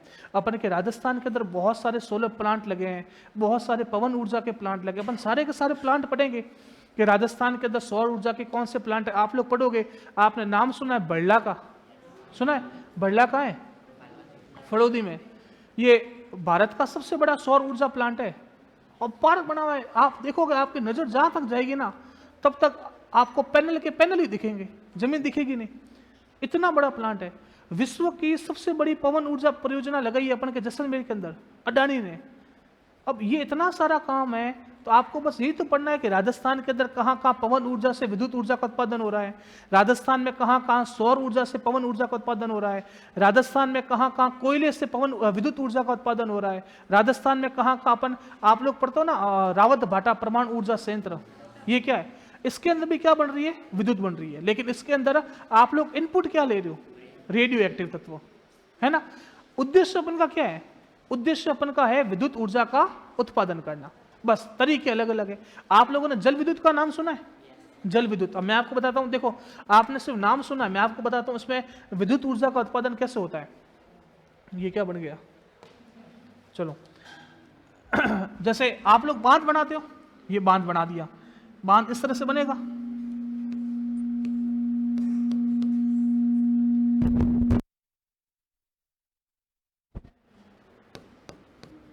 ठीक है, ये बांध है। जब बांध बनाते हो तो कोई नदी चल रही है उसके बीच में बांध बनाएंगे अपन, है ना, नदी के बीच में बांध बनाई तो ये नदी ये यहाँ पर पानी इकट्ठा करेगी, करेगी कि नहीं करेगी, ये पानी इकट्ठा कर दिया यहाँ पर। जब पानी का लेवल बढ़ेगा तो नदी का पानी यहां से बाहर निकलेगा, बाहर निकलेगा कि नहीं निकलेगा। अब अपन ने क्या किया, ये नदी का लेवल यहां तक बढ़ गया, फिर नदी यहां से बाहर निकलने लगी। अपन ने क्या किया, यहां पर है ना एक टरबाइन लगा दिया, ये टरबाइन लगा दिया। अब पानी कहां गिरेगा, टरबाइन पर। पानी जैसे टरबाइन पर गिरेगा टरबाइन घूमेगा, घूमेगा मतलब गतिज ऊर्जा। अपन क्या करेंगे, गतिज ऊर्जा को किसमें चेंज कर देंगे, विद्युत ऊर्जा। तो ये क्या हो गया, जल विद्युत ऊर्जा। अपन इस तरह से जल का उपयोग करके विद्युत ऊर्जा का उत्पादन करते हैं, ये भी एक प्रकार है। राजस्थान में आप लोग पढ़ते हो ना, चंबल नदी परियोजना पढ़ते हो, ये राजस्थान और राजस्थान और मध्य प्रदेश की संयुक्त परियोजना है। आप लोग पढ़ते हो माही बजाज सागर परियोजना, आप लोग पढ़ते हो अनास परियोजना, आप लोग पढ़ते हो जाखम परियोजना, आप लोग पढ़ते हो बाखड़ा नागल परियोजना। नाम सुना, बाखड़ा नागल भारत का सबसे ऊंचा बांध है ना। यहां पर क्या होता है, यहां पर बांध बना दिए, बांध बना दिए तो जब गेट खोलेंगे तो पानी इन टरबाइन के ऊपर गिरेगा, टरबाइन घूमेगा, जैसे टरबाइन घूमेगा अपन क्या कर देंगे, विद्युत ऊर्जा का उत्पादन कर लेंगे। समझ में आई ना बात है। तो ये टॉपिक है जो आप लोगों को पढ़ना है और ये टॉपिक आप लोगों को समझना है। कोई दिक्कत है तो बताए। बेसिक समझ में आ गया, बेसिक समझने पर जोर देना। मैं एक ही बात बोलता हूं, अगर आपको बेसिक समझ में आ गया तो चीजों को याद करने में आप लोगों को कोई दिक्कत नहीं आएगी। अगर आपको यही पता नहीं है कि ऊर्जा संसाधन है क्या, मैंने यूं एक पॉइंट डाल कर लिखवाया सौर ऊर्जा लो टिपो, तुम लोग टिप दोगे, बात खत्म, कभी भविष्य में समझ नहीं पाओगे। ये जो बेसिक चीज है ना, जो मैंने आपको बताया है, ऊर्जा का एक रूप से दूसरे रूप में रूपांतरण, ये सारा का सारा काइनेटिक साइंस से जुड़ा हुआ है ना। ये वही हो सकते हैं जहां पर आप लोगों के कंसेप्ट क्लियर है। अगर आपके कंसेप्ट क्लियर है तब तो आप अच्छा परफॉर्म कर पाओगे। अगर आपको रटना ही है तो आप रट के देखो। आरएस ऐसा नहीं है कि ये किताब पढ़ लीजिए आपका आरएस पार हो जाएगा, ऐसा नहीं है। आप लोगों को नॉलेज भी चाहिए, आप लोगों को फैक्ट भी चाहिए, आप लोगों को करंट भी चाहिए, आपको सारा का सारा समन्वय करना पड़ेगा। अभी तो आप लोगों ने शुरू किया फाउंडेशन, जब आप एट द एंड स्टेज पे पहुंचोगे ना कि मेंस का पेपर देना है, मुझे पढ़ते पढ़ते 2-3 साल हो गए, तब आपका रायता होगा, रायता दही का। कैसे, अलग अलग नोट्स बन गए, सबको इकट्ठा करना, सब चीजों को याद करना, सब चीजों को मैनेज करना, आर्थिक समीक्षा अलग, ये चीजें अलग। एक सब्जेक्ट नहीं है, कितने सब्जेक्ट अपने, तो 22 सब्जेक्ट को हैंडल करना। 22 तो किताब कॉपियां हो गई। अगर एक सब्जेक्ट ये किताब लेकर आओगे 22 किताबें हो गई, तुम्हारी टेबलें तो यूं भर गई। उसको मैनेज करना सबसे बड़ी बात है। आरएस क्या सिखाता है, आरएस ये नहीं करता कि आपके विधि आगे काम आएगी, आपके साइंस एंड टेक आगे काम आएगा। आरएस आपको क्या सिखाता है, जो बंदा 22 सब्जेक्ट को एक साथ डील करके उसमें टॉप कर सकता है, उसमें नंबर लेकर आ सकता है, तो कल जब आप आरएस की सीट पर जाओगे तो आपके पास जब काम का बर्डन आएगा, काम का प्रेशर आएगा, तब तुम उस प्रेशर को हैंडल कर पाओ। ऐसा नहीं हो कि तुम थोड़ा सा प्रेशर आया था सोसाइटी की, यही होता है। लोग सीटें छोड़कर भाग जाते हैं कि भाई काम का प्रेशर बहुत ज्यादा है। और आप देखो आरएस जो कलेक्टर, डिप्टी कलेक्टर, एसडीएम होते हैं ना, इनको समय नहीं मिल पाता। मैं उनके साथ काम करता हूँ, मुझे पता है। वो सीट पर बैठते हैं, सुबह 8 बजे, रात को 9 बजे सीट पर उठते हैं, और हम लोग क्या बोलते हैं, सर 6 बजे ऑफिस का टाइम पूरा हो गया, जाएंगे।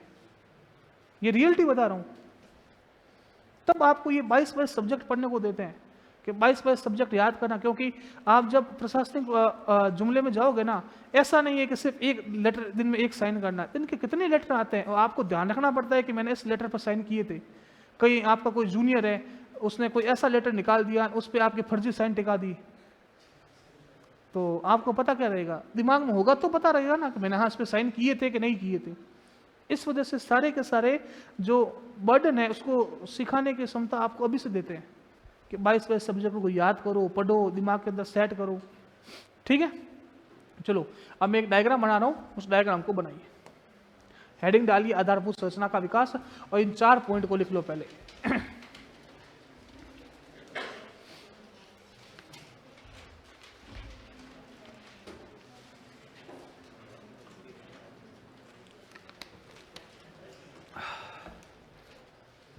इन 4 पॉइंट को लिख लो, इन 4 पॉइंट को पढ़ेंगे। ऊर्जा, सड़क, परिवहन और डाक।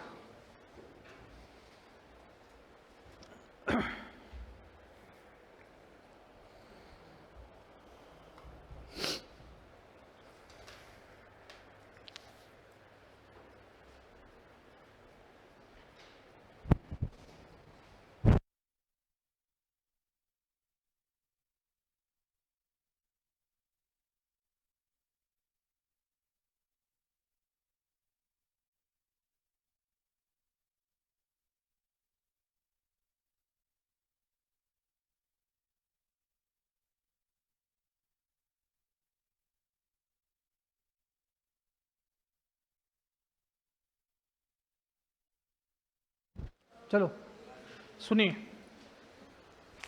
अब एक डायग्राम बना रहा हूं, उस डायग्राम के अंदर आपको पता चल जाएगा कौन सा नवीनीकरणीय है, कौन सा गैर नवीनीकरणीय, ठीक है।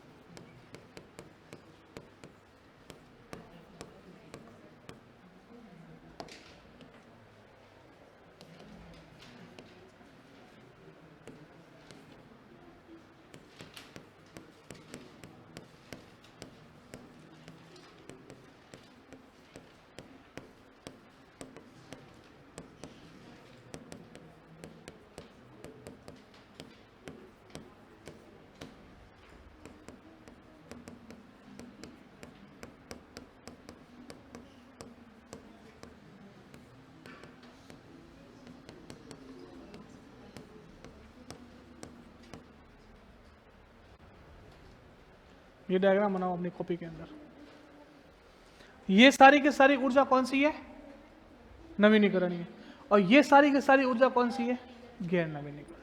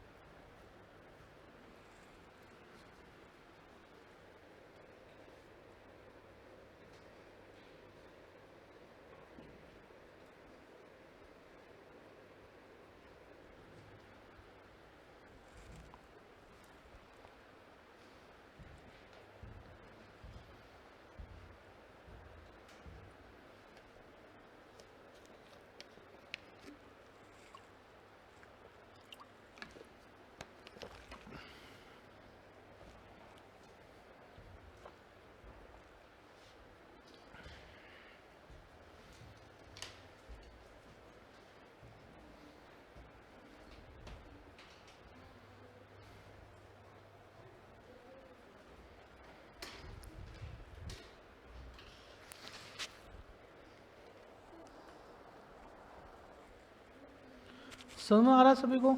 चलो अब दो परिभाषा लिखा देता हूं, एक नवीनीकरणीय की और गैर नवीनीकरणीय की, ताकि भविष्य में कभी पढ़ोगे तो आपको समझ में आ जाएगी। एक नंबर लिखो, गैर नवीनीकरणीय या परंपरागत ऊर्जा संसाधन। गैर नवीनीकरणीय या परंपरागत ऊर्जा संसाधन।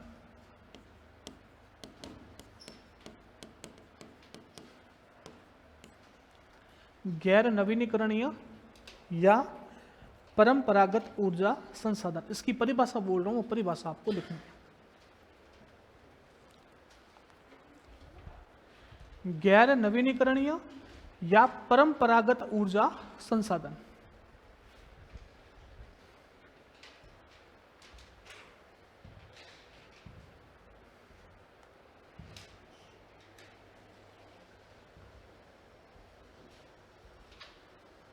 ठीक है, बोलो, लिखो इसके अंदर, ऐसे ऊर्जा संसाधन, ऐसे ऊर्जा संसाधन जिनके अत्यधिक दोहन से, जिनके अत्यधिक दोहन से, ऐसे ऊर्जा संसाधन जिनके अत्यधिक दोहन से समाप्त होने का खतरा रहता है, ऐसे ऊर्जा संसाधन जिनके अत्यधिक दोहन से समाप्त होने का खतरा रहता है, ऐसे ऊर्जा संसाधन जिनके अत्यधिक दोहन से समाप्त होने का खतरा रहता है, या इन्हें पुनः उत्पादित करना संभव नहीं है, या इन्हें पुनः उत्पादित करना संभव नहीं है, या इन्हें पुनः उत्पादित करना संभव नहीं है। जैसे कोयला खत्म हो गया वापस पैदा कर लोगे? प्राकृतिक गैस खत्म हो गई तो समस्या है ना, यूरेनियम खत्म हो गया तो समस्या, जल खत्म हो गया तो भी समस्या। तो ये सारे के सारे कैसे गैर नवीनीकरणीय। ठीक है, समझ में आ गई, जिनको पुनः उत्पादित करना संभव नहीं है। दूसरा लिखो, नवीनीकरणीय या गैर परंपरागत, नवीनीकरणीय या गैर परंपरागत ऊर्जा संसाधन, नवीनीकरणीय या गैर परंपरागत ऊर्जा संसाधन।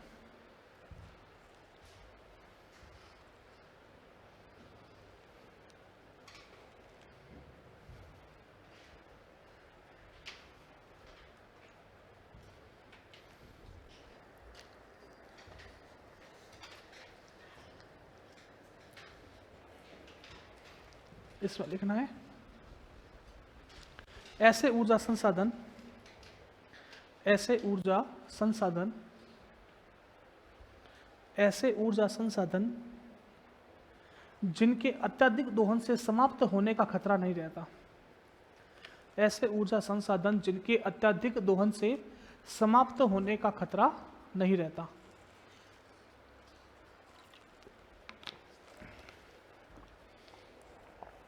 ऐसे ऊर्जा संसाधन जिनके अत्यधिक दोहन से समाप्त होने का खतरा नहीं रहता तथा इन्हें पुनः उत्पादित किया जाना संभव है, तथा इन्हें पुनः उत्पादित किया जाना संभव है, तथा इन्हें पुनः उत्पादित किया जाना संभव है, तथा इन्हें पुनः उत्पादित किया जाना संभव है, नवीनीकरणीय ऊर्जा संसाधन कहलाता है, नवीनीकरणीय ऊर्जा संसाधन कहलाते हैं।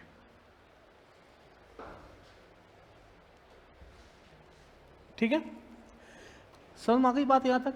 चलो अब मैं आपसे पूछूं कि बढ़िया कौन सा, गैर नवीनीकरणीय या नवीनीकरण, दोनों में से बढ़िया कौन सा? तो मुझे बताओ कि सरकार कौन से संसाधनों को बढ़ाने पर जोर देगी, इसको कि इसको? नवीनीकरण। तो सरकार योजनाएं किसके लिए शुरू करेगी?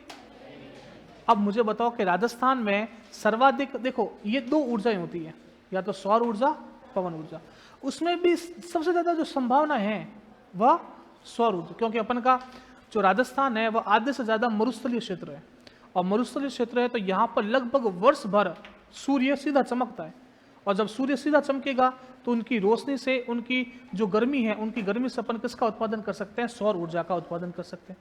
बात समझ में आ गई? तो राजस्थान में जितनी योजनाएं चलती है इसके लिए, जो आपके आर्थिक समीक्षा के अंदर दे रखी है, वह सारी की सारी किससे है? सौर ऊर्जा से। किससे? सौर ऊर्जा। देखो मैं कुछ योजनाओं की आपसे बात करता हूं, समझना। एक योजना है, आराम से समझना, देखो आपको समझ में आनी चाहिए। एक योजना है, इस योजना का नाम है पीएम कुसुम योजना। क्या नाम है? पीएम कुसुम। पीएम आ गया, इसका मतलब क्या है? इसका मतलब क्या है? यह भारत सरकार की योजना है। प्रधानमंत्री, के का मतलब है किसान, यू का मतलब है ऊर्जा, एस का मतलब है सुरक्षा, यू का मतलब है उत्थान महाअभियान। भारत सरकार ने इस योजना को 2019 के अंदर शुरू किया था। कब शुरू किया था? 2019 में। और इस योजना का फुल फॉर्म है किसान ऊर्जा सुरक्षा उत्थान महाअभियान। आप में से ना देखो, आप लोगों को इतना पता है कि जो कनेक्शन होते हैं ना लाइट के, वो 3 तरह के होते हैं। एक तो घरेलू कनेक्शन होता है, एक वाणिज्यिक कनेक्शन होता है जो आपके इंडस्ट्री में जाता है, और एक आपके कृषि कनेक्शन होता है। 3 तरह के होते हैं कि नहीं होते?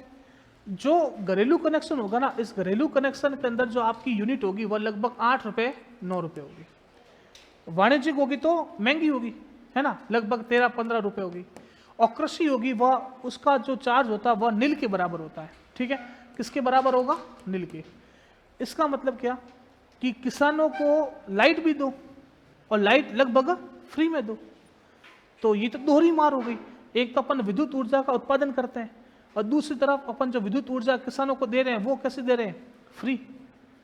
तो सरकार ने क्या सोचा, अपन क्या करते हैं, ये जो कृषि करते हैं ना किसान, ये किसान होते हैं अन्नदाता। क्या होते हैं? अन्नदाता।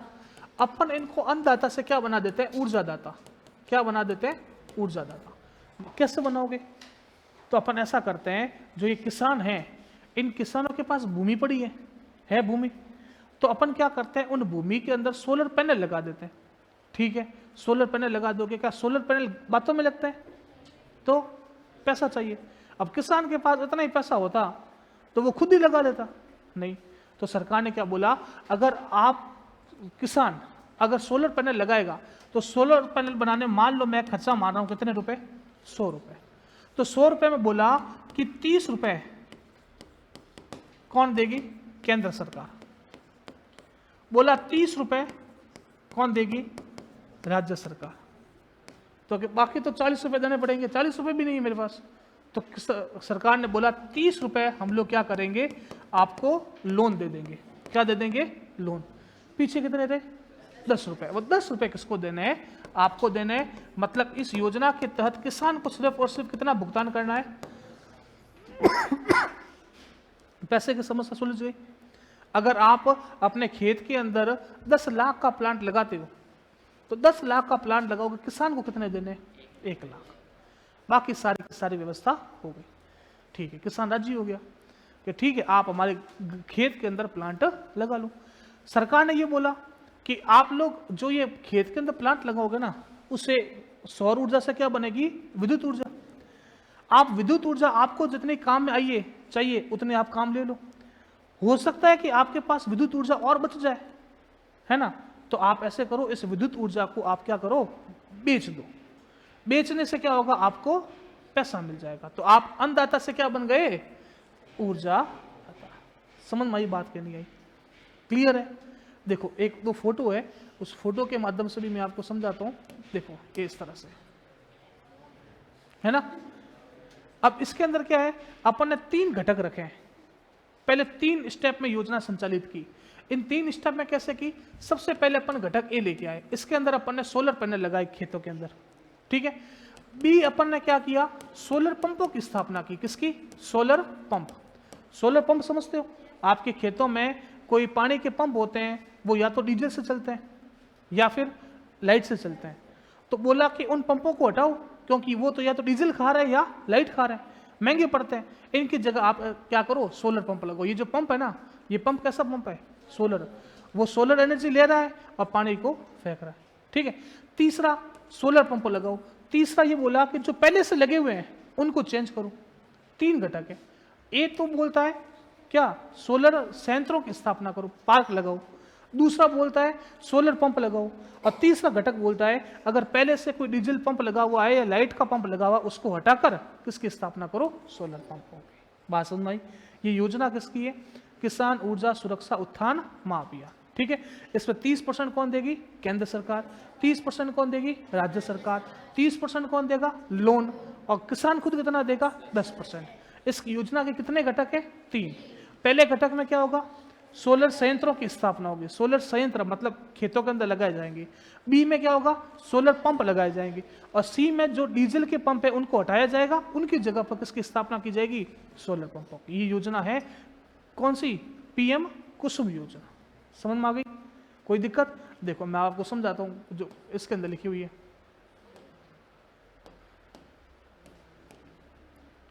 देखो योजना कौन सी है, पीएम कुसुम योजना। सुनना, इसकी एक एक लाइन सुनना पहले।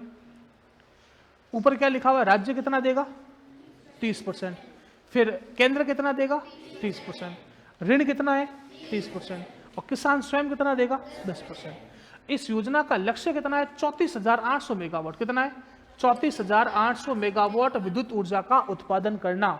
ठीक है, ये पूरे राजस्थान का लक्ष्य 34,800 मेगावाट। ठीक है, चलो इसमें क्या बोल रखा है, इसकी फुल फॉर्म दे रखी है किसान ऊर्जा सुरक्षा उत्थान महाभियान। ये आपको फुल फॉर्म पता होनी चाहिए।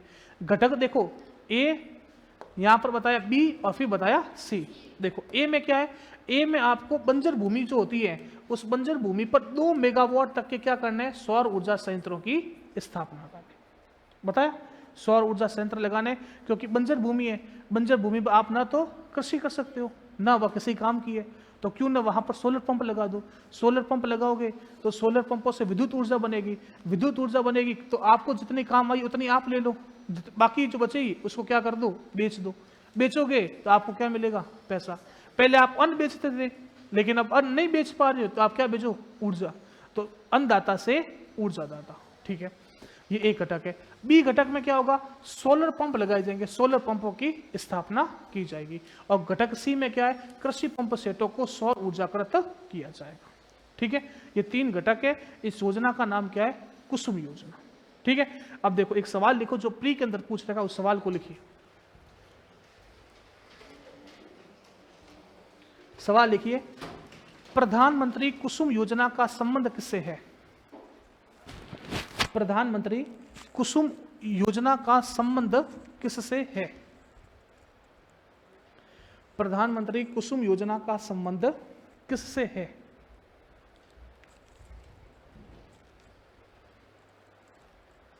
प्रधानमंत्री कुसुम योजना का संबंध किससे है। ए ऑप्शन लिखिए, महिलाओं के उत्थान से, महिलाओं के उत्थान से,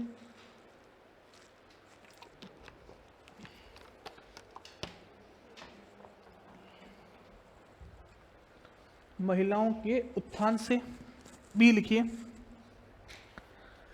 बच्चों की शिक्षा से, बच्चों की शिक्षा से, बच्चों की शिक्षा से। सी लिखिए, सौर ऊर्जा उत्पादन को बढ़ावा देने से, सौर ऊर्जा उत्पादन को बढ़ावा देने से।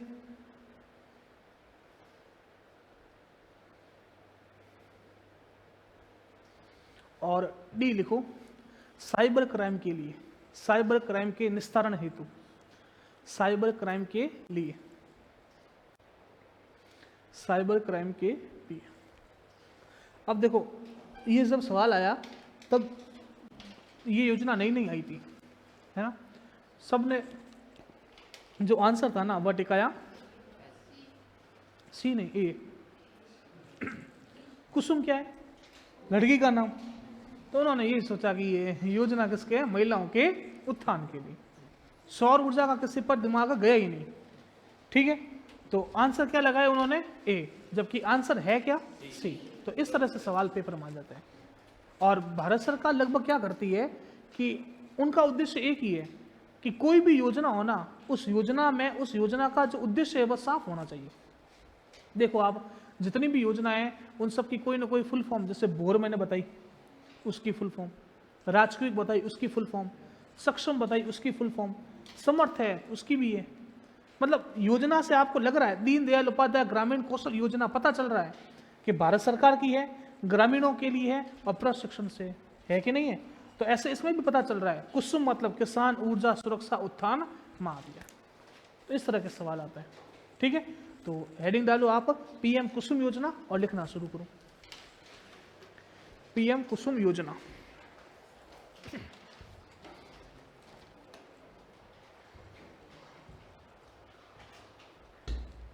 पीएम कुसुम योजना।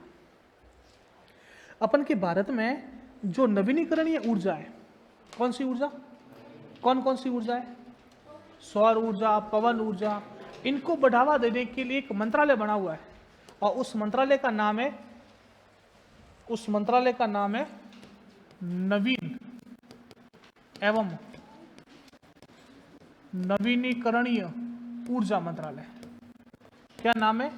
नवीन व नवीनीकरणीय ऊर्जा मंत्रालय। ये मंत्रालय भारत में जो नवीनीकरणीय ऊर्जा है उसको बढ़ावा देता है। ठीक है। महिलाओं के लिए कौन सा मंत्रालय है? महिला व बाल विकास मंत्रालय। रक्षा के लिए रक्षा मंत्रालय। गृह के लिए है गृह मंत्रालय। वित्त के लिए है वित्त मंत्रालय। ठीक है। उसी तरह से ये नवीन व नवीनीकरणीय ऊर्जा को बढ़ावा देने के लिए एक मंत्रालय बना है, उसका नाम है नवीन व नवीनीकरणीय ऊर्जा मंत्रालय। तो जो कुसुम योजना है इसका संचालन कौन सा मंत्रालय करेगा? नवीन व नवीन। लिखो पहला पॉइंट। यह भारत सरकार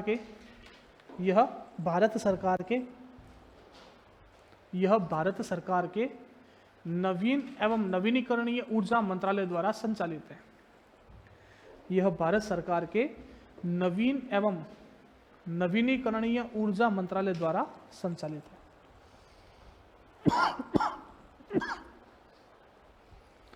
यह भारत सरकार के नवीन एवं नवीनीकरणीय ऊर्जा मंत्रालय द्वारा संचालित है। दूसरा पॉइंट लिखिए। इस योजना की शुरुआत 2019 में की गई। इस योजना की शुरुआत 2019 में की गई।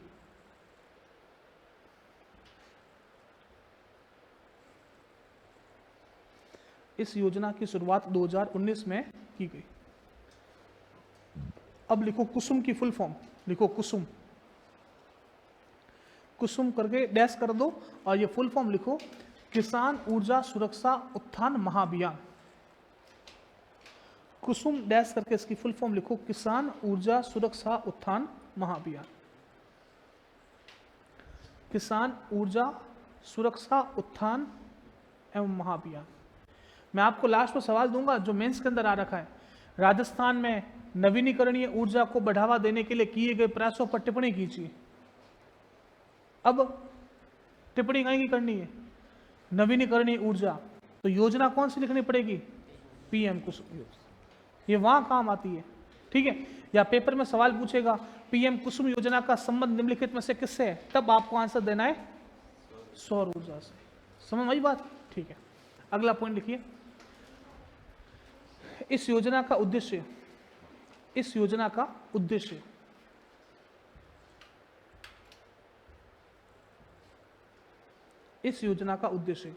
लिखिए, किसानों के लिए सोलर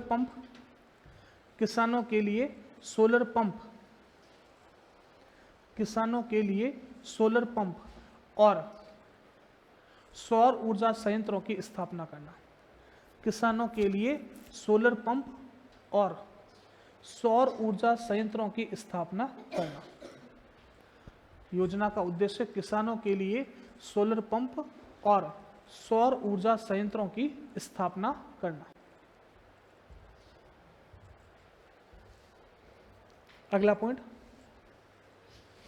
इस योजना के अंतर्गत 30% राशि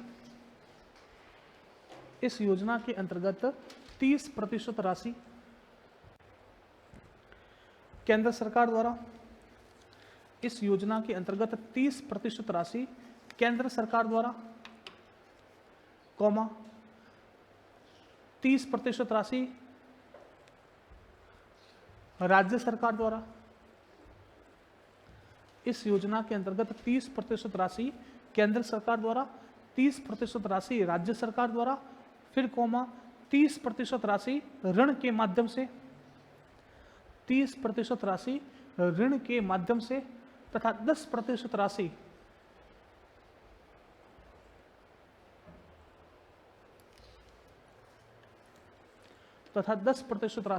स्वयं किसान द्वारा दी जाएगी।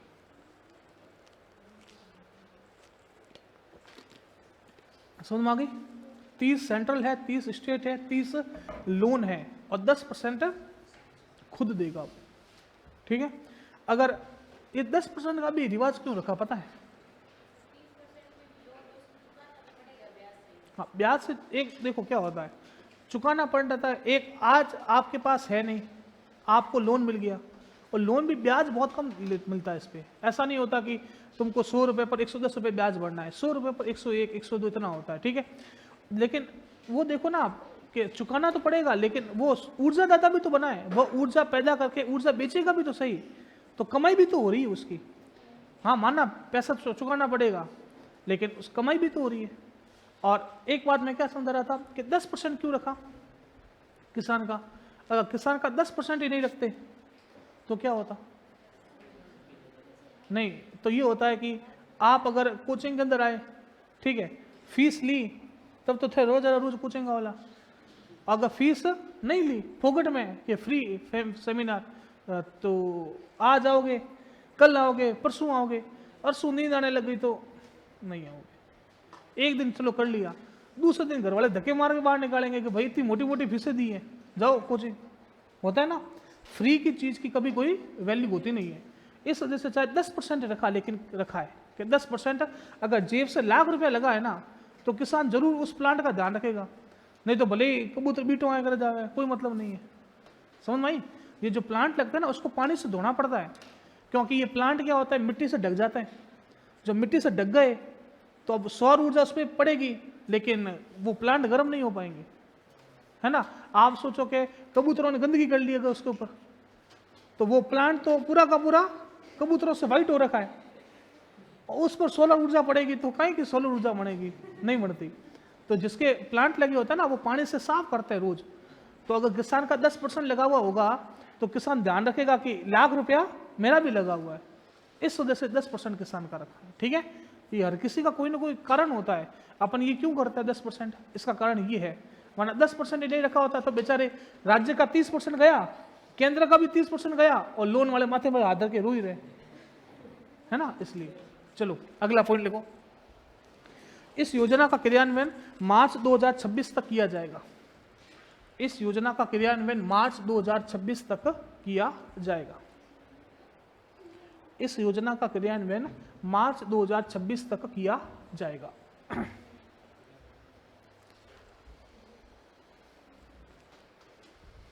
इस योजना का क्रियान्वयन मार्च 2026 तक किया जाएगा तथा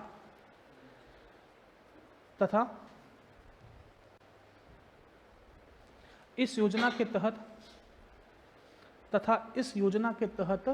34,800 मेगावाट तथा इस योजना के तहत 34,800 मेगावाट 34,800 मेगावाट ऊर्जा उत्पादन का लक्ष्य है। 34,800 मेगावाट ऊर्जा उत्पादन का लक्ष्य है। बताओ मेगावाट बड़ा है कि गीगावाट बड़ा है? गीगावाट। और वाट बड़ा है कि मेगावाट बड़ा है? वाट के बाद मेगावाट, मेगावाट के बाद गीगावाट। तो ये क्या है? 34,800 मेगावाट है। इतना देखो क्या बताई बात अभी तक। पीएम कुसुम योजना, पीएम कुसुम योजना भारत सरकार के नवीन व नवीनीकरणीय ऊर्जा मंत्रालय 2019 में शुरू हुई। इस योजना का उद्देश्य सोलर पंप और सोलर संयंत्रों की स्थापना करना है। कुसुम की फुल फॉर्म किसान ऊर्जा सुरक्षा उत्थान महाअभियान।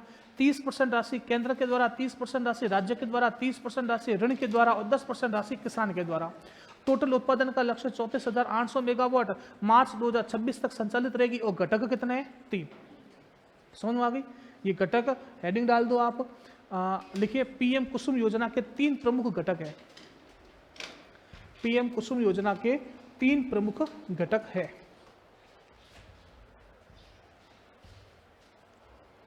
पीएम कुसुम योजना के 3 प्रमुख घटक है। अब ये 3 घटक मैं आपको कल करवा दूंगा, ठीक है। क्लासेस समझ में आ रही है? जो चीजें समझाने की कोशिश कर रहा हूं वो दिमाग तक सेट रखना, बार बार पढ़ना, और पढ़ने से ही विकास होगा, है ना। चलो।